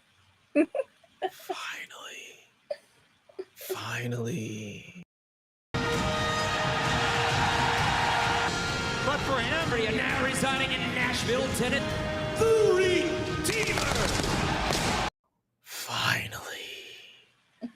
Finally, the Redeemer is back. And for those Christian folks who are probably listening to me now, I'm not talking about that Redeemer. I'm talking about the Redeemer of AEW. I'm done. Miro. I'm talking about Miro is finally back for the first time since Full Gear last November. So it's been quite a while. And he has returned to AEW. Now, side note, I'm going to need him to let his wife know to stop tweeting, because she was like, maybe it's time for check out AEW. You literally just inadvertently said that your husband's going to be back. You just spoiled the surprise. Right. Come on. You done Come on, CJ. Dang, come on, friend. Come on, CJ. Come on. But it didn't stop me from popping, because finally this man is back. I've been begging for this man to come back for eons at this point. Where is Miro? When is Miro coming back? When is he coming back? Please return to redeem us from this crap that is the TNT title scene. Matter of fact, and then when I saw him, I said, you know what? Screw it. When is Miro going to face CM Punk for the world title? That's literally what I'm like. When is this man pick? I want all these people to face CM Punk. I want CM Punk to have a lengthy title reign defense. And honestly, if Miro is the last obstacle, honestly, if they just screw it and put the title on Miro, if they don't put it on MJF next, I wouldn't be against it. I would not be against it. But going forward, anybody who faces Miro, don't give up. Nah, you should. Give up. Give up. Give all the way up. Give up. You are done. You are done. 280 pounds and he's lean. This one is it. Miro. Here from Los. Obviously, Miro picked up the win. Johnny Elite is elite at losing. Johnny Elite. Someone on Twitter who I'm following, shout out to him. I forgot who said it yesterday. Johnny Defeat, more likely. But that man cannot win to save his ever-loving Mai. He cannot win. You might as well just go ahead and leave this alone. I saw that fight and I was like, bruh, just quit. Just let it go. Like you be like, let's not talk about that. Let's not let it go. Next up, we get the Jericho Appreciation Society. We hear from them. What were they doing? I don't know. But they're talking like they just cut a promo. It was basically Parker was like, at Double or Nothing, we dominated Anarchy in the arena. Therefore, AEW Galaxy appreciate us. Is appreciate us their form of acknowledge me? That's what it sounds like to me. I'm like, acknowledge me, appreciate us. It doesn't sound the same. I'm sorry. Menard said, Daddy Magic wants to know Double or Nothing. Did you see it, huh? Because if you did, you know right now that we're the Princess of Pape because no one does it better. Matt Menard is I like his promo style. He's cool. And then Jericho said, I know you all wanted to sing, but you don't deserve it tonight. What you deserve is the winners of the Anarchy in the arena match, the Jericho Appreciation Society. But winning that match was not without its price. That psycho Eddie Kingston comes to the ring with a gas can, pours gasoline all over me and wants to light me on fire. And I'm like, please, dude. And then he asked the question. He said, what kind of man burns another man? You. Right. Kane. The Undertaker. Like, come on. Who else? The Fiend or Alexa Bliss. Remember she burned Randy Orton during the pandemic? But you know what? Randy Orton and Eddie Kingston. I need to know y'all trick. Because it was 2 years ago where I burnt my hand. And it took me weeks. Oh, man. It took me weeks to recover my hand to his self now. Rightful self, yes. But it took y'all a few days to recover from the burns in y'all faces. What's the trick? I would like to know. Because I'm starting to think wrestling isn't real. Like, how you do that? How? In all seriousness, we know it was prosthetics. So we're trolling right now. We're trolling. It was prosthetics. It wasn't real fire. It was prosthetics. No boy. It was prosthetics. Let's do that. And then he said, and then there's that other piece of trash, Bryan Danielson, who says, I'm going to kick his fucking head in. After he said that, Big Jake and I choked him out, and he's not here tonight. And that's the same thing Daniel Garcia is going to do to Jon Moxley in the main event tonight, because every time sports entertainers take on pro wrestlers, sports entertainers always win. Chris, I hate to break it to you. Sports entertainers are pro wrestlers. Are you new around here, sir? Eddie Kingston and William Regal walk out onto the ramp. Kingston says, I'll fight all of you right now. I'll fight you. You know what, Mr. Regal? Let them know where I want to fight him. And then William Regal did his version of War Games. Blood and guts. It didn't have the same effect, but I heard it, so I'm cool with it. So we're going to get another blood and guts match. You want blood and guts? You ain't getting blood and guts. The Jericho Appreciation Society then jumped Eddie Kingston. And then... Oh, but wait, Ortiz with the mad ball right between the eyes. Cut him off.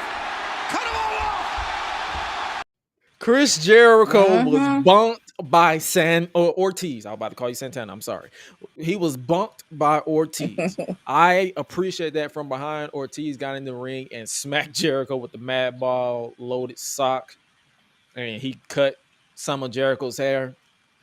And I ain't going to tell you, he needed that haircut because Jericho's hair is thinning out like a mug. Like his end. I don't know too much about hair, but I can tell split ends when I see it.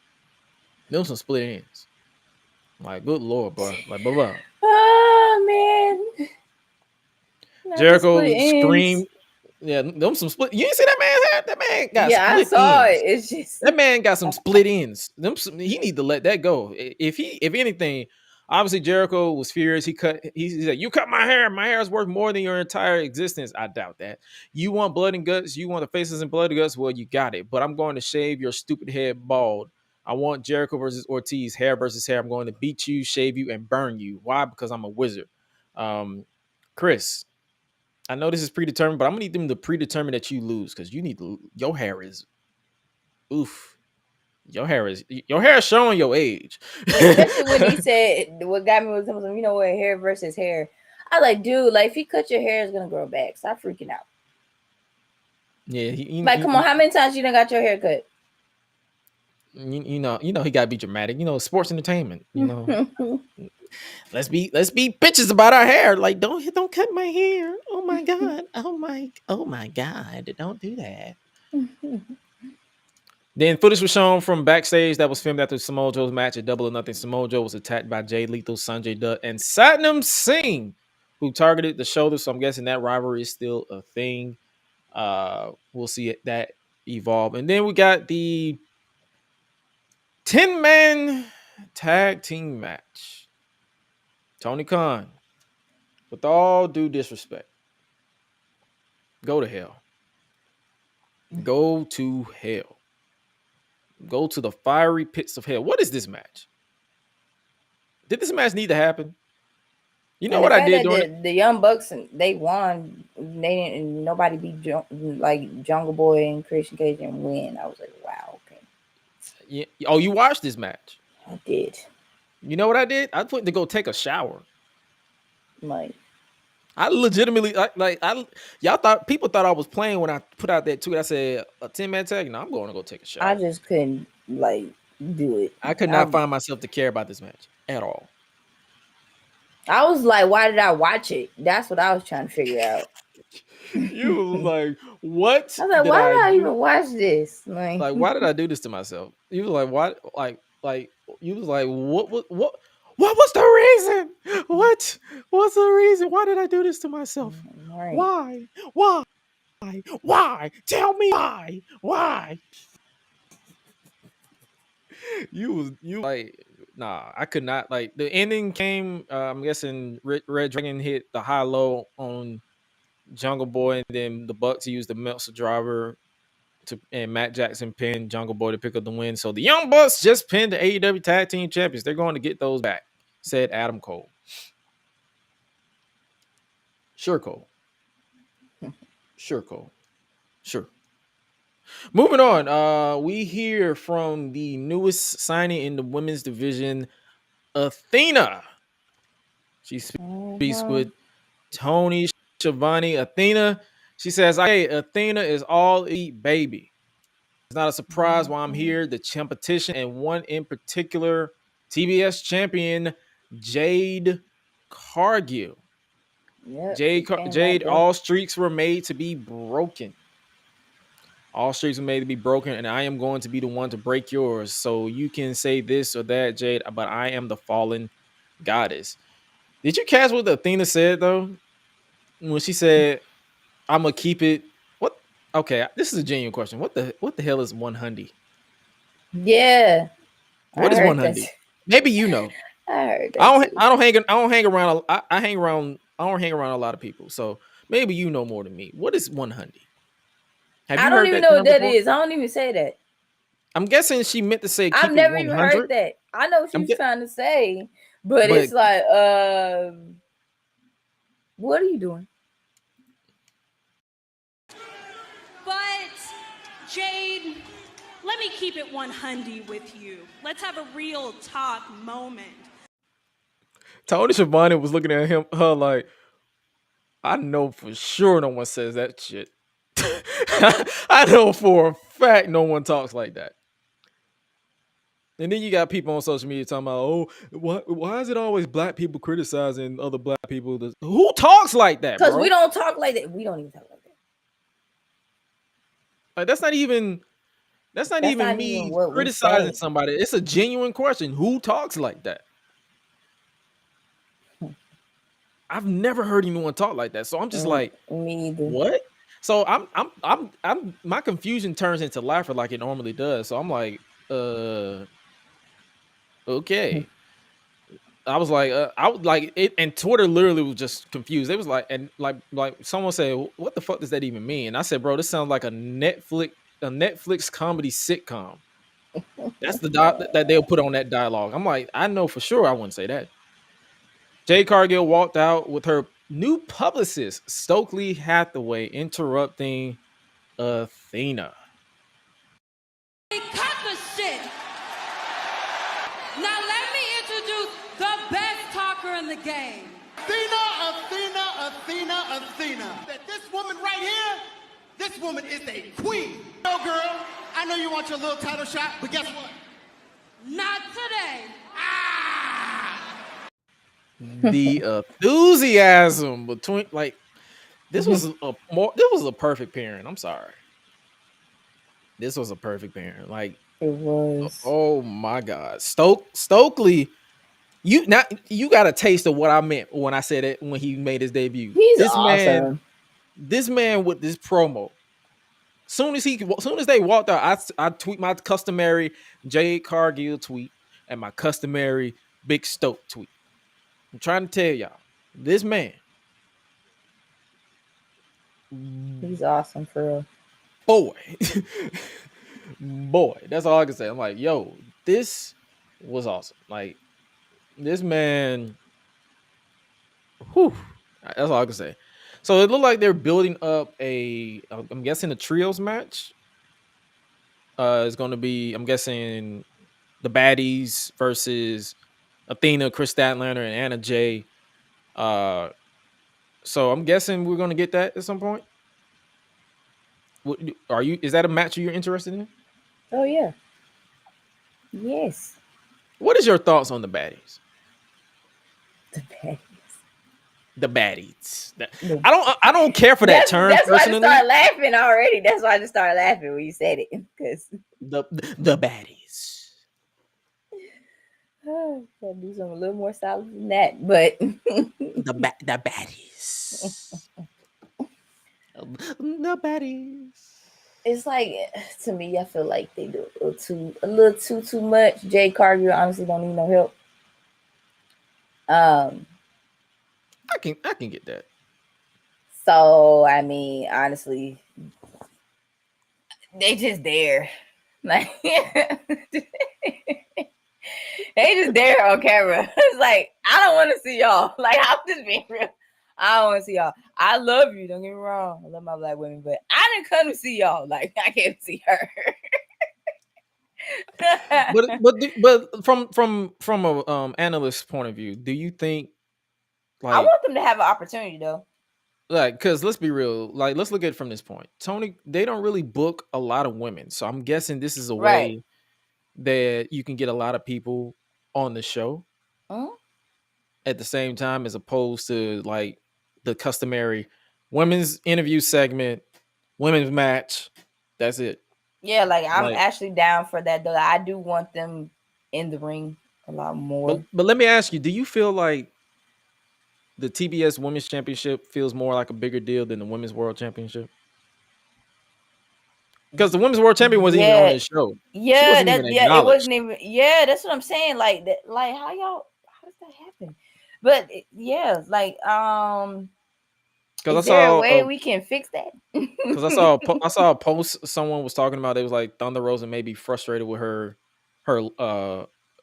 position, because if you look at the time that they gave them for the build up to Double or Nothing, it was like maybe 30 minutes in total from the span of the 4 to 5 weeks that they was building to it, and that was probably the reason why I couldn't get into the match, because the build was lackluster.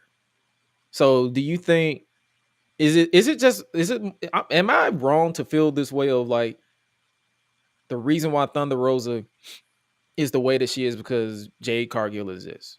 Yeah. People care more about Jade. Soon, like they put out a banner. Someone put it in my Discord. They put out a banner of like the people who like the champions and all that stuff. And the first person I saw was Jade Cargill.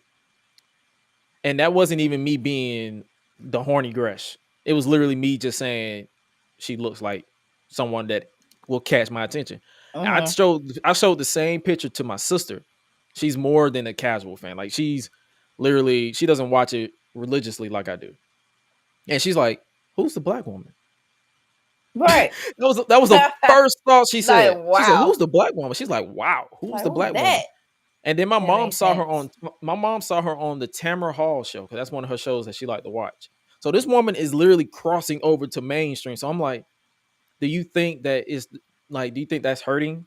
Nothing against this talent, like nothing against Jade or nothing against Thunder. Do you think that's hurting Thunder in the long, like with this current reign? Because it feels like to me, the way when I watched the show, it felt like that women's world title match at the pay-per-view didn't happen because I barely heard any mention of Thunder Rosa, and it feels like it should. an afterthought. I feel like it should be mentioned more.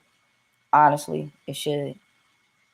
I mean, like normally when you think that it's like, think about it. When you think that the world women's title is supposed to carry more weight, you would think because the TBS 4 is more of the TBS championship to me is more of a television championship for the women. Right. That's like you have the matches, you have the star power and all that stuff. You build up the weekly stuff, but then you have the women's world championship being the pinnacle, what you want, what you train for, what you want to be. You want to be the women's world champion, and even though since wrestling is a predetermined sport, that falls on management to make your champion feel like a big deal. We shouldn't. Social media should not justify that. Social media should not justify it. And then you got people out here like they say, "Oh, Tony Khan listens to his fans, his followers." And let's be real, he is a wrestling mark. Like let's just be real. He likes to listen to online stuff. There's people online telling you, book your women's division like they matter, like they're important. And that's not saying, oh, let's do the customary women's interview segment. Because if you watch every show, there's always that one customary interview segment with Tony Schiavone, and then there's the match. And I don't know if you caught it. Like it was during the Owen Hart tournament. They had a segment with Chris Statlander and Red Velvet. Yes. And they had like an interview where Red Velvet was like, here's a strategy. It's not Red Velvet. It's not Chris Statlander. It was Ruby Soho and Red Velvet. She's like, here's a strategy for Chris Statlander. He would do that. And when I looked at that, I was like, they couldn't do that in like a natural setting. Like, you know how you do that, the interview, like, you know how, what I mean by natural setting, like you couldn't have Ruby Soho in the back in the locker room preparing and then Red Velvet walk up and say, right. Like, act like you having a conversation and not looking. Am I crazy for thinking that? Because I feel like I'm the only people, like I was the only person who said that. I'm like, why is this happening? Why aren't the women doing like backstage segments where they're interacting like normal people and the camera just so happens to be there? They shouldn't have to have their customary women's interview segment to further progress storylines. Let it naturally build. That's what I mean by the women's division should feel more important. That's just me. No, it makes perfect sense. But before we move on, 100 though, I can't get that out of my hand. I can't get that. I definitely still can't shake it either. I'm just like, can we? What? Huh? You know what?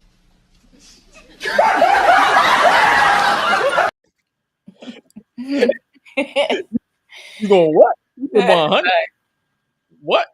But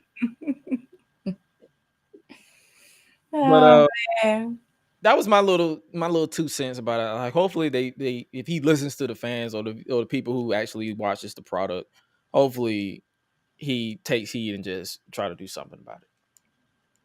Next up, we get Wardlow versus JD Drake. Wardlow's first official match, a part of the AEW roster. It was a squash match. What did you think about it? Did you like it? It was a squash match. It was solid for me. It was basically to continue to put him over as a dominant heel. And every time Wardlow does a powerbomb, you got Tony Khan in the back. Again! One more time for the house. Do it again. Do it again. Do it again. Do it again. I enjoyed it for what it was. Then obviously after the match, smart Mark Sterling, who had the security team with him, Sterling served Wardlow with legal documents saying he was suing him on behalf of the security guards. And fun fact, the security guards just so happened to be DPW wrestlers.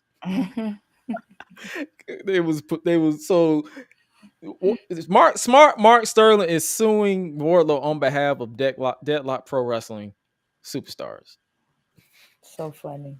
Y'all better go get y'all money. Chris Danger, all you guys better go get y'all money. NDA, y'all better go get y'all money. I'm just trying to tell y'all, because Wardlow, he's a big beast flexing his titties, but he's still human. He's still human. Next up, we get this tag team match. Did you care about this match? Did I? Oh. Dr. Britt Baker, DMD, and Jamie Hayter versus Tony Storm and Ruby Soho. I did catch a little bit. I know Ruby Soho won, and then all of a sudden somebody else came out there. I mean, the same person came out there, and then they hit her. Jamie Hayter hit her with the trophy belt from behind. This match, it was a solid match, but this is what I meant earlier when I was like, the Women's World Championship should be presented more. Was this match really needed on this show? No. You couldn't have Thunder Rosa come out and build to her next feud. Good question. No, for real. That's actually a good question. You see now you see what I'm saying. Like, people think we're just criticizing the women's division just to criticize it. No, we have a valid reason. They need to be booked better. This isn't a criticism for the talent. This isn't a criticism for what they bring in the ring. We're talking about, we need a reason to care. We need, as fans, a reason to care about your matches. And it's all about how you're presented. If I care more about a Jade Cargill match than your match, that says a lot about the booking. That's all I'm saying. Now, we talk about this.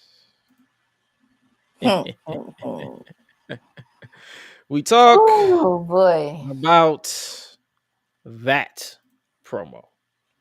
That promo was very personal, in my opinion. Now, I'm going to say this once and once alone. When I'm gonna go on a little rant. When I tweet my live reactions to this tweet, what I don't need is for you to come into my DM telling me it's a work. No shit, Sherlock. And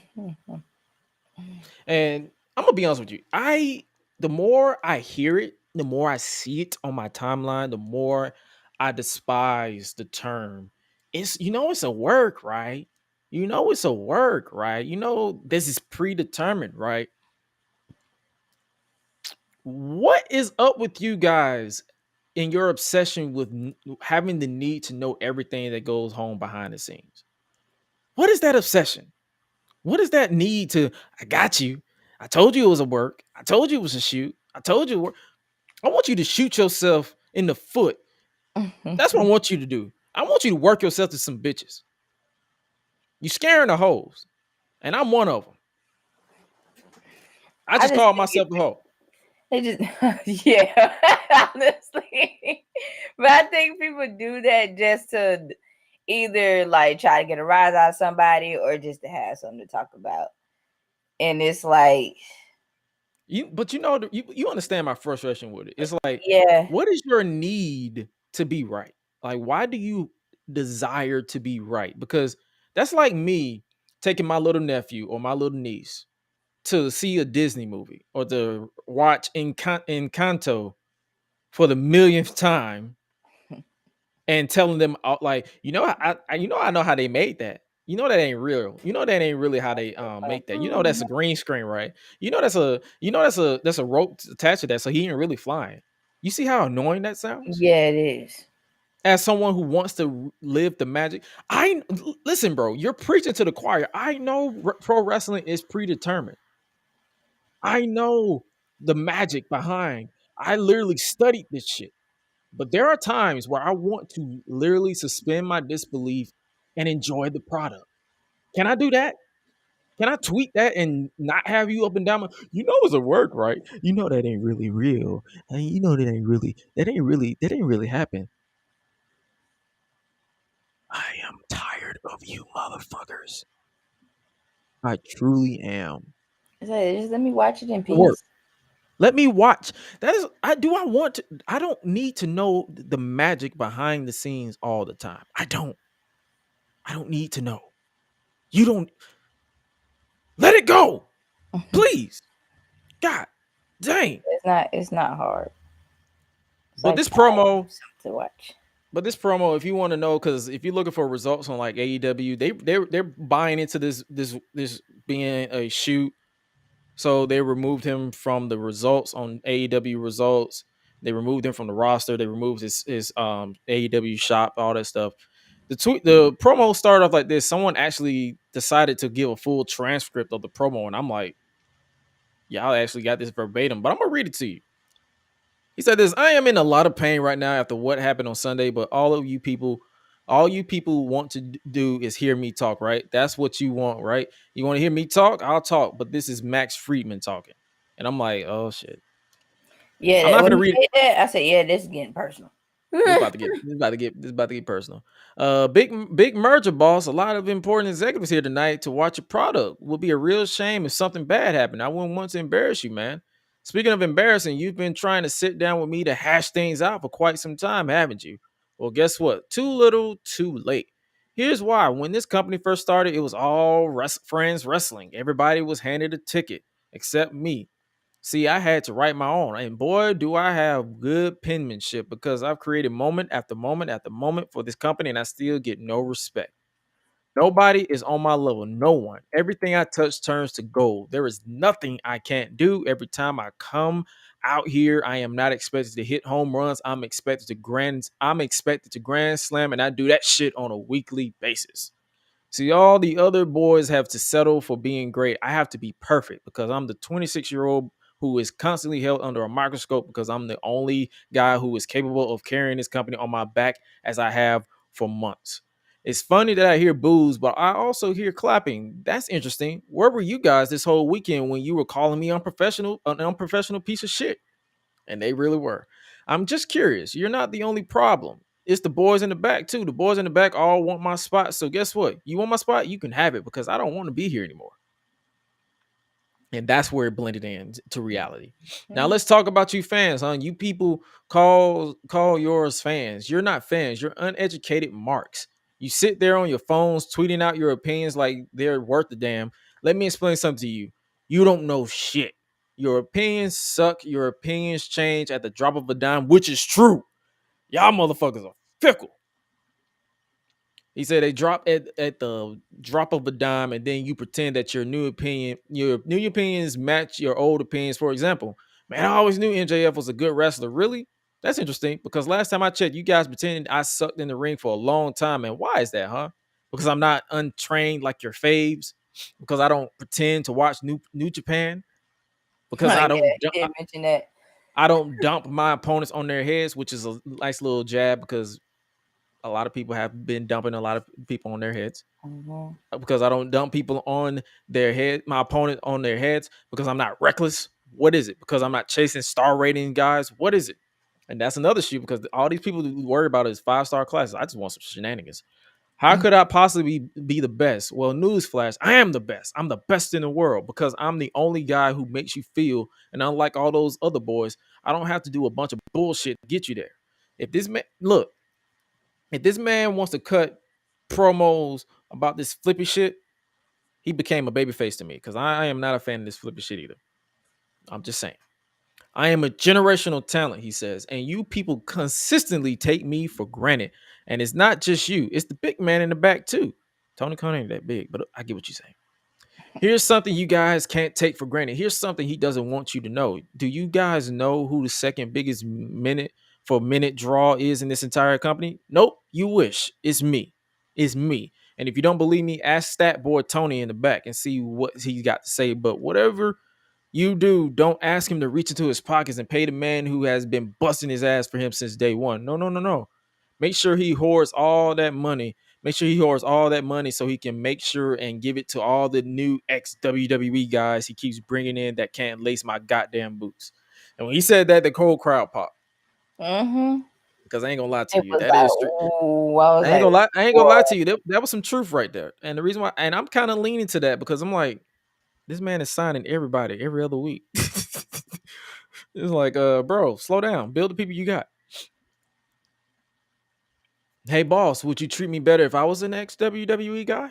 See, maybe you don't get it, man. Here's the problem with you, boss. You got a position of power in a wrestling company when the only position that you should be assuming is behind the guardrail with all of them. I don't want to wait until 2024, but you won't listen to me. So allow me to make it a little easier for you. Tony, I want you to fire me. Don't count me down, you piece of shit.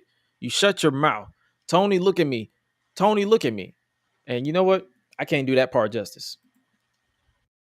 Fire me. Tony, don't count me down, you piece of shit! Shut your mouth! Look at me, Tony. Look at me. I want you to fire me. You fucking mark! Fire me! Fire me!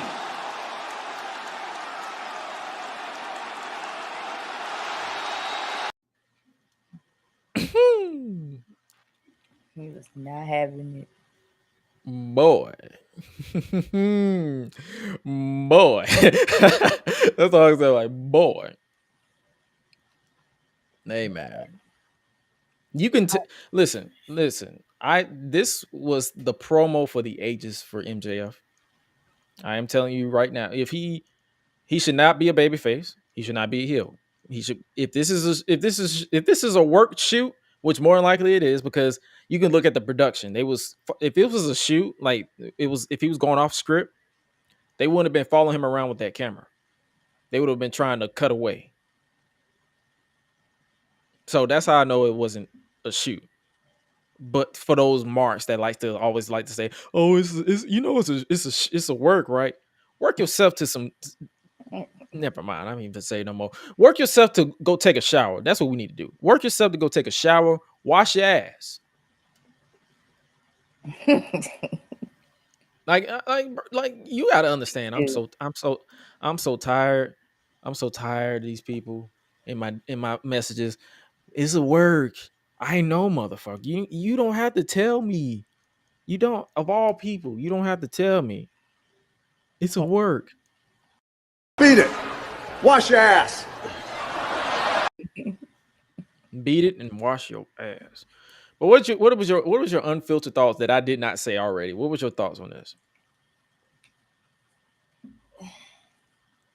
It's just as personal as it gets. Do you think it was like a reality built? It was a shoot at first, like he was legitimately unhappy. Oh, he was like, throwing shots. That's all I can say. Like he was throwing shots at folks. Just say, give you what I'm trying to say. Like he was more so like, hey, or him and Tony Khan was like, hey, let's just go make some money, and let's just work this into an angle.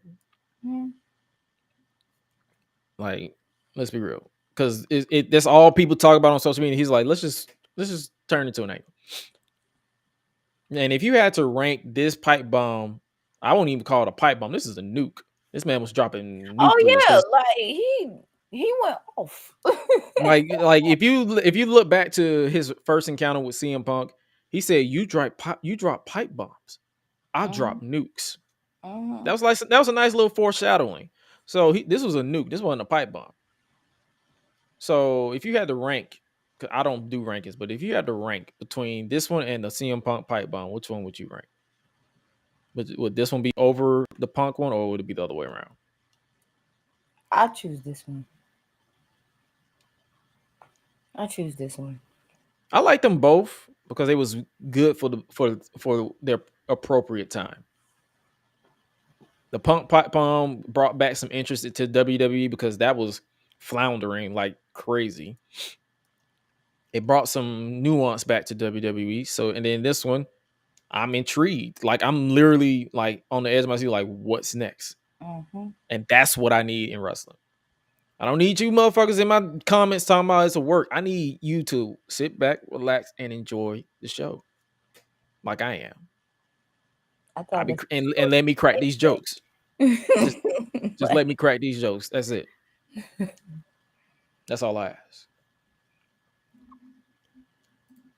And then we get the main event of the evening. A blood a blood battle between Daniel Garcia and John Moxley.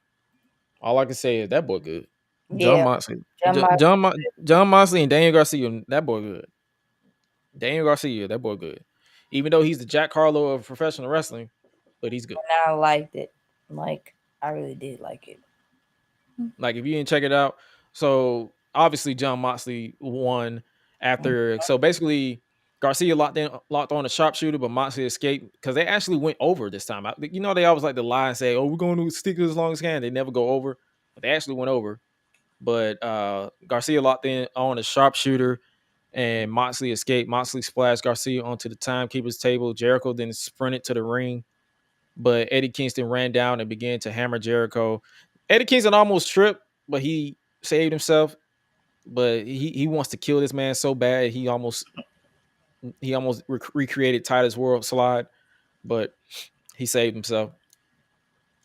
Moxley smashed Garcia with the paradigm shift and then pinned him. So John Moxley is 2-0 against Daniel Garcia. I enjoyed this match. It was a battle. Garcia is great. He is smooth with his transition. I enjoy watching him work. Did you hear William Regal and Jericho on commentary? A little bit. William Regal be saying, I was going like in and out with them. I was like, William Regal just be saying some shit, but I ain't finna dispute him because he can wrap me up like a pretzel. Legitimately. So I'm like, bro, you are nobody I plan to dispute. And then after the match, Moxley said, sign him up for Blood and Guts. So I'm guessing we're going to slowly announce people who are going to be involved in the Blood and Guts.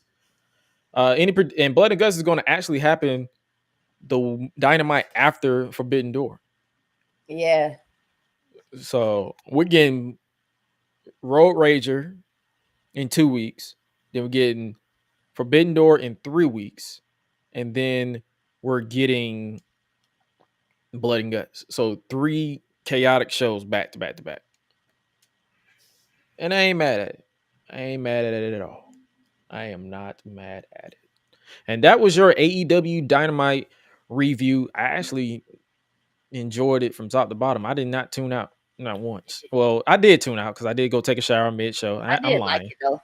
I tuned out mid-show with the 10-man tag. Y'all can kiss my ass for that. You cannot pay me to sit in that. Sorry. And as well as that women's tag match. I mean, it was decent, but it just didn't need to be there. Other than that, it was a solid ass fun show, and I'm ready for more. Heck yeah. I'm down. Acknowledge me.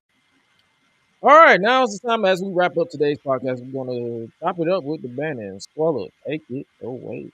Sweet. So let's go ahead and I'm sorry, y'all. I'm just like all on my phone right now. I'm doing a little throwback to freaking UFC with Rousey versus Korea. If y'all know who I'm talking about, then Ronda Rousey versus Korea.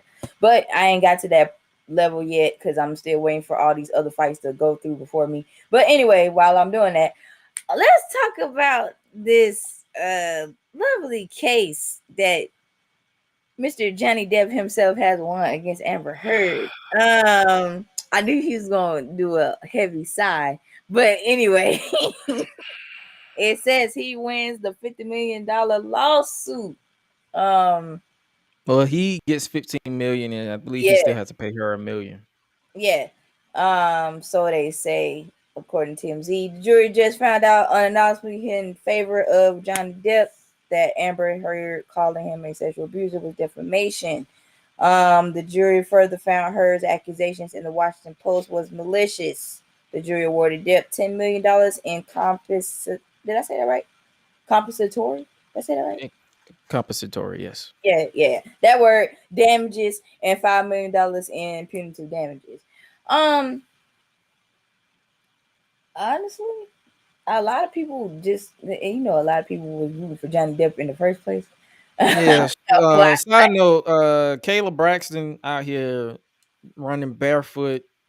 Oh yeah, I saw that too. With her ass cheeks out. I'm like, woman, what the fuck are you doing? At your age. I'm like, dang, Kayla, like, what's up? What's You going on? fine. You a beautiful woman, but you kind of ignorant. Like, chill the fuck out. This is a domestic abuse case. We ain't celebrating this like the Super Bowl. Like, chill. Right. Like, relax. When I see shit like that, I'm like, man. When I see shit like that, I'm like, man, sit your ass down. Act like you got some goddamn sick. But let's face it here, like, ladies But and gentlemen, continue. sexual abuse is not a great thing. Abuse, no form of abuse, period, should be tolerated. I'm just gonna throw it out there now. But that I was just like, oh, well. But let's just face it. When you have people out here in this world, at least I want to say people that are trying to do better about themselves, just leave them be.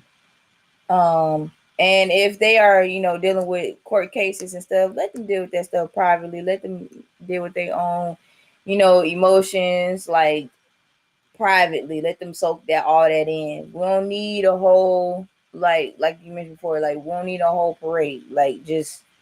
I ain't gonna lie to you. This entire case was shown to me against my will. It truly was. You said shown against your will. Wow. It was shown to me against my will. Like, I did not search for Amber Heard.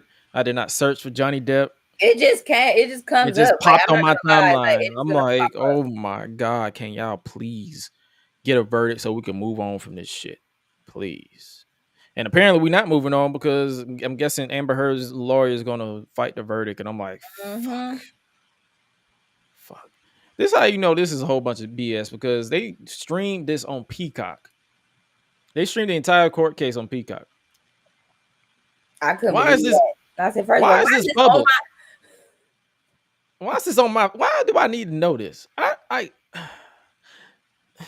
was like, I don't need to look on Peacock, and I'm trying to catch up on one of my TV shows, Below Deck, by the way. I'm trying to catch up on that, and you sitting here with this. If I wanted to watch court cases, I could watch something else other than this. Like, come on. I could watch Judge Judy, divorce court, and paternity court for that matter. I don't want to watch this. This is what I don't need. Yeah, that's a lot. Also, what's next? What's next? Let's move on. I don't even want to talk about that. I don't even want to get into these now. Anyway, if you haven't, like I mentioned before, check out Top Gun Maverick. Great show. Why did I say show? Great movie. Sorry. That is a great movie to check out. Also there is, I think, some new games have came out for Nintendo, maybe. Isn't the Sony thing going down? I want to say yes, but if you haven't, there should be some new games that are coming out this year for Nintendo. Check out the Halo series if you have not. Also, Obi-Wan Kenobi is on Disney Plus. I don't know if anybody else is Star Wars fans. Is that another Star Wars thing? Yeah, like, and if you finish the Mandalorian, then yeah, like, go ahead. I still haven't had time to finish the second season of The Mandalorian.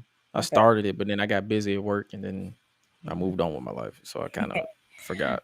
But there is Obi-Wan Kenobi that's on there too. Paramount, they still got Halo going on. I think Halo's now over. They already did a season finale already, but it was pretty good. Young Rock, if nobody else got a chance to check that out yet, go ahead and check that out too. They are renewed for season 3 as well. So that's gonna be. I started watching the second season. Yeah.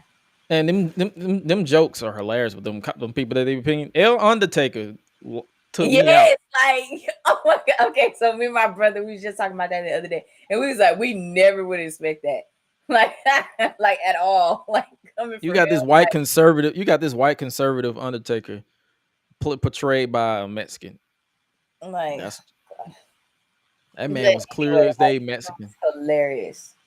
It's funny, but yeah, that was pretty great. Also, The Rock has just announced on Instagram, I believe today, that the trailer for Black Adam will be coming out June the 8th. So next week. Also, Jurassic the new Jurassic movie will come out June the 10th. So that's next week, next Friday. Is there anything that I miss? Oh, I still haven't seen this other movie, this psychological thriller movie called Men. I haven't even seen that yet. Yeah, I haven't seen it yet. They say like it's pretty interesting. Also I still haven't seen Black Phone with Ethan Hawke, but I don't think that's out yet. But anyway, yeah, it's some movies that some of these movies out here make you be like, yeah, it make you think. And also I saw the trailer for Nope like the other day. Now I know that's coming out pretty soon, and You're saying movies that I have never seen know existed before in my I life. So haven't I'm know like, this thing like it hasn't even came out yet. But I've seen trailers for this stuff already. So I'm just like, yeah. gotcha.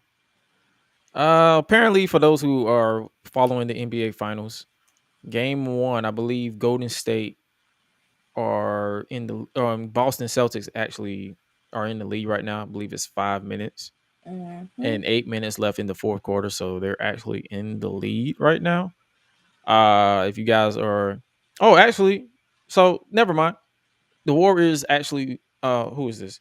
Celtics came back and outs the Warriors and take 1-0 lead in the NBA Finals, basically. So They said the Celtics. yeah, you good. They also just announced that LeBron James is now a billionaire. He a what? He a billionaire now? Yeah.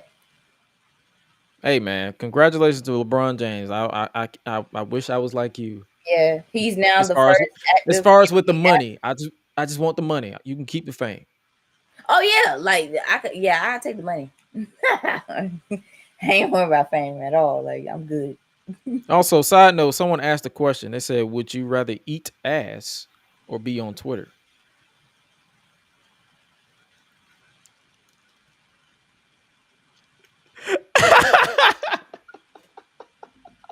Wait.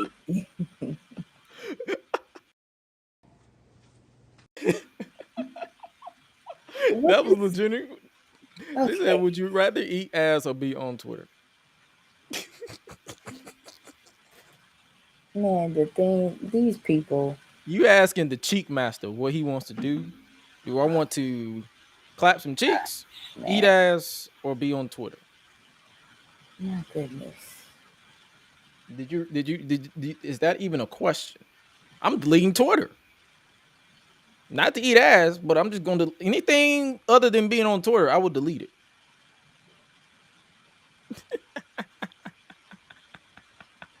I knew that was going to throw you off. You really did, because I was just like, what? I'm like, wait. I'm scrolling on Twitter at this point. I'm doing the same thing. Like I'm looking at Twitter myself, and I'm just like, wait. And So, Kanye with these shoes on. Okay, I'm gonna shut up. Suela wanted to do this to me. Did this nigga just hit me? Why would you do this? Oh shit! You're like this man right here. Like, but we're not gonna keep y'all too long because we already went way too over on time. But I still don't understand these shoes that Kanye got on, but okay. You're never going to find it. It's Kanye. I know, like that's why I'm just like, you know what? I'm gonna let it go. Like I ain't gonna fight it. But I hope you guys enjoyed the start of TNA month. If you guys want to choose what we watch next, let me know. Let me know on Twitter at GRESH UNLEASHED or at Josh Gresham RG. And if you want, or I'm gonna let Suela pick because she's about going to pick some stuff too. But it's gonna continue the retro reviews for TNA month. TNA Impact month. So it don't have to be exclusive to TNA. It could be Impact Wrestling because I ain't gonna lie to you, I have not watched Impact Wrestling in years. Since Slammiversary 2020, that's the last time I watched Impact. Sorry. But if you haven't already, make sure you follow us on social media. At the links are scrolling down below. But if you're listening in audio format, make sure you follow us at Gresh Unleashed or at Josh Gresham ORG or at Suela the Bandit 3 on Twitter. Or if you want to follow Suela on Instagram, what is your Instagram again? Dang, now I gotta go back into it. You don't know your own username? Man, I forget. Just follow her on Twitter. She's private, but she'll accept you if she get good vibes off of you. But if you're a creepy person, you can keep your follow. But if you want to follow all her links in exactly, you can follow both of us at solo.to/gresh or solo.to/Suela. And we'll obviously be back here at our regular time slot on next Thursday at 9 p.m. Eastern, unless something changes, or if one of us have to be doing something else, we'll let you know. NXT NXT in your house and Hell in a Cell is this weekend. The question of them being reviewed is not going to happen because the cards are not intriguing to me enough. But if you want to keep up with our live thoughts, or at least my live thoughts, follow me on Twitter, because that's when I tweet. It is what it is. Well, that being said, you guys stay safe out here in these streets. And remember to always, well, it's Pride Month, so be your true self, always and forever. Don't care who you are. Don't care what anybody say. Be your true self. Be proud of who you are. Please. But remember to always eat, sleep, flex, and repeat. We out. Be breezy.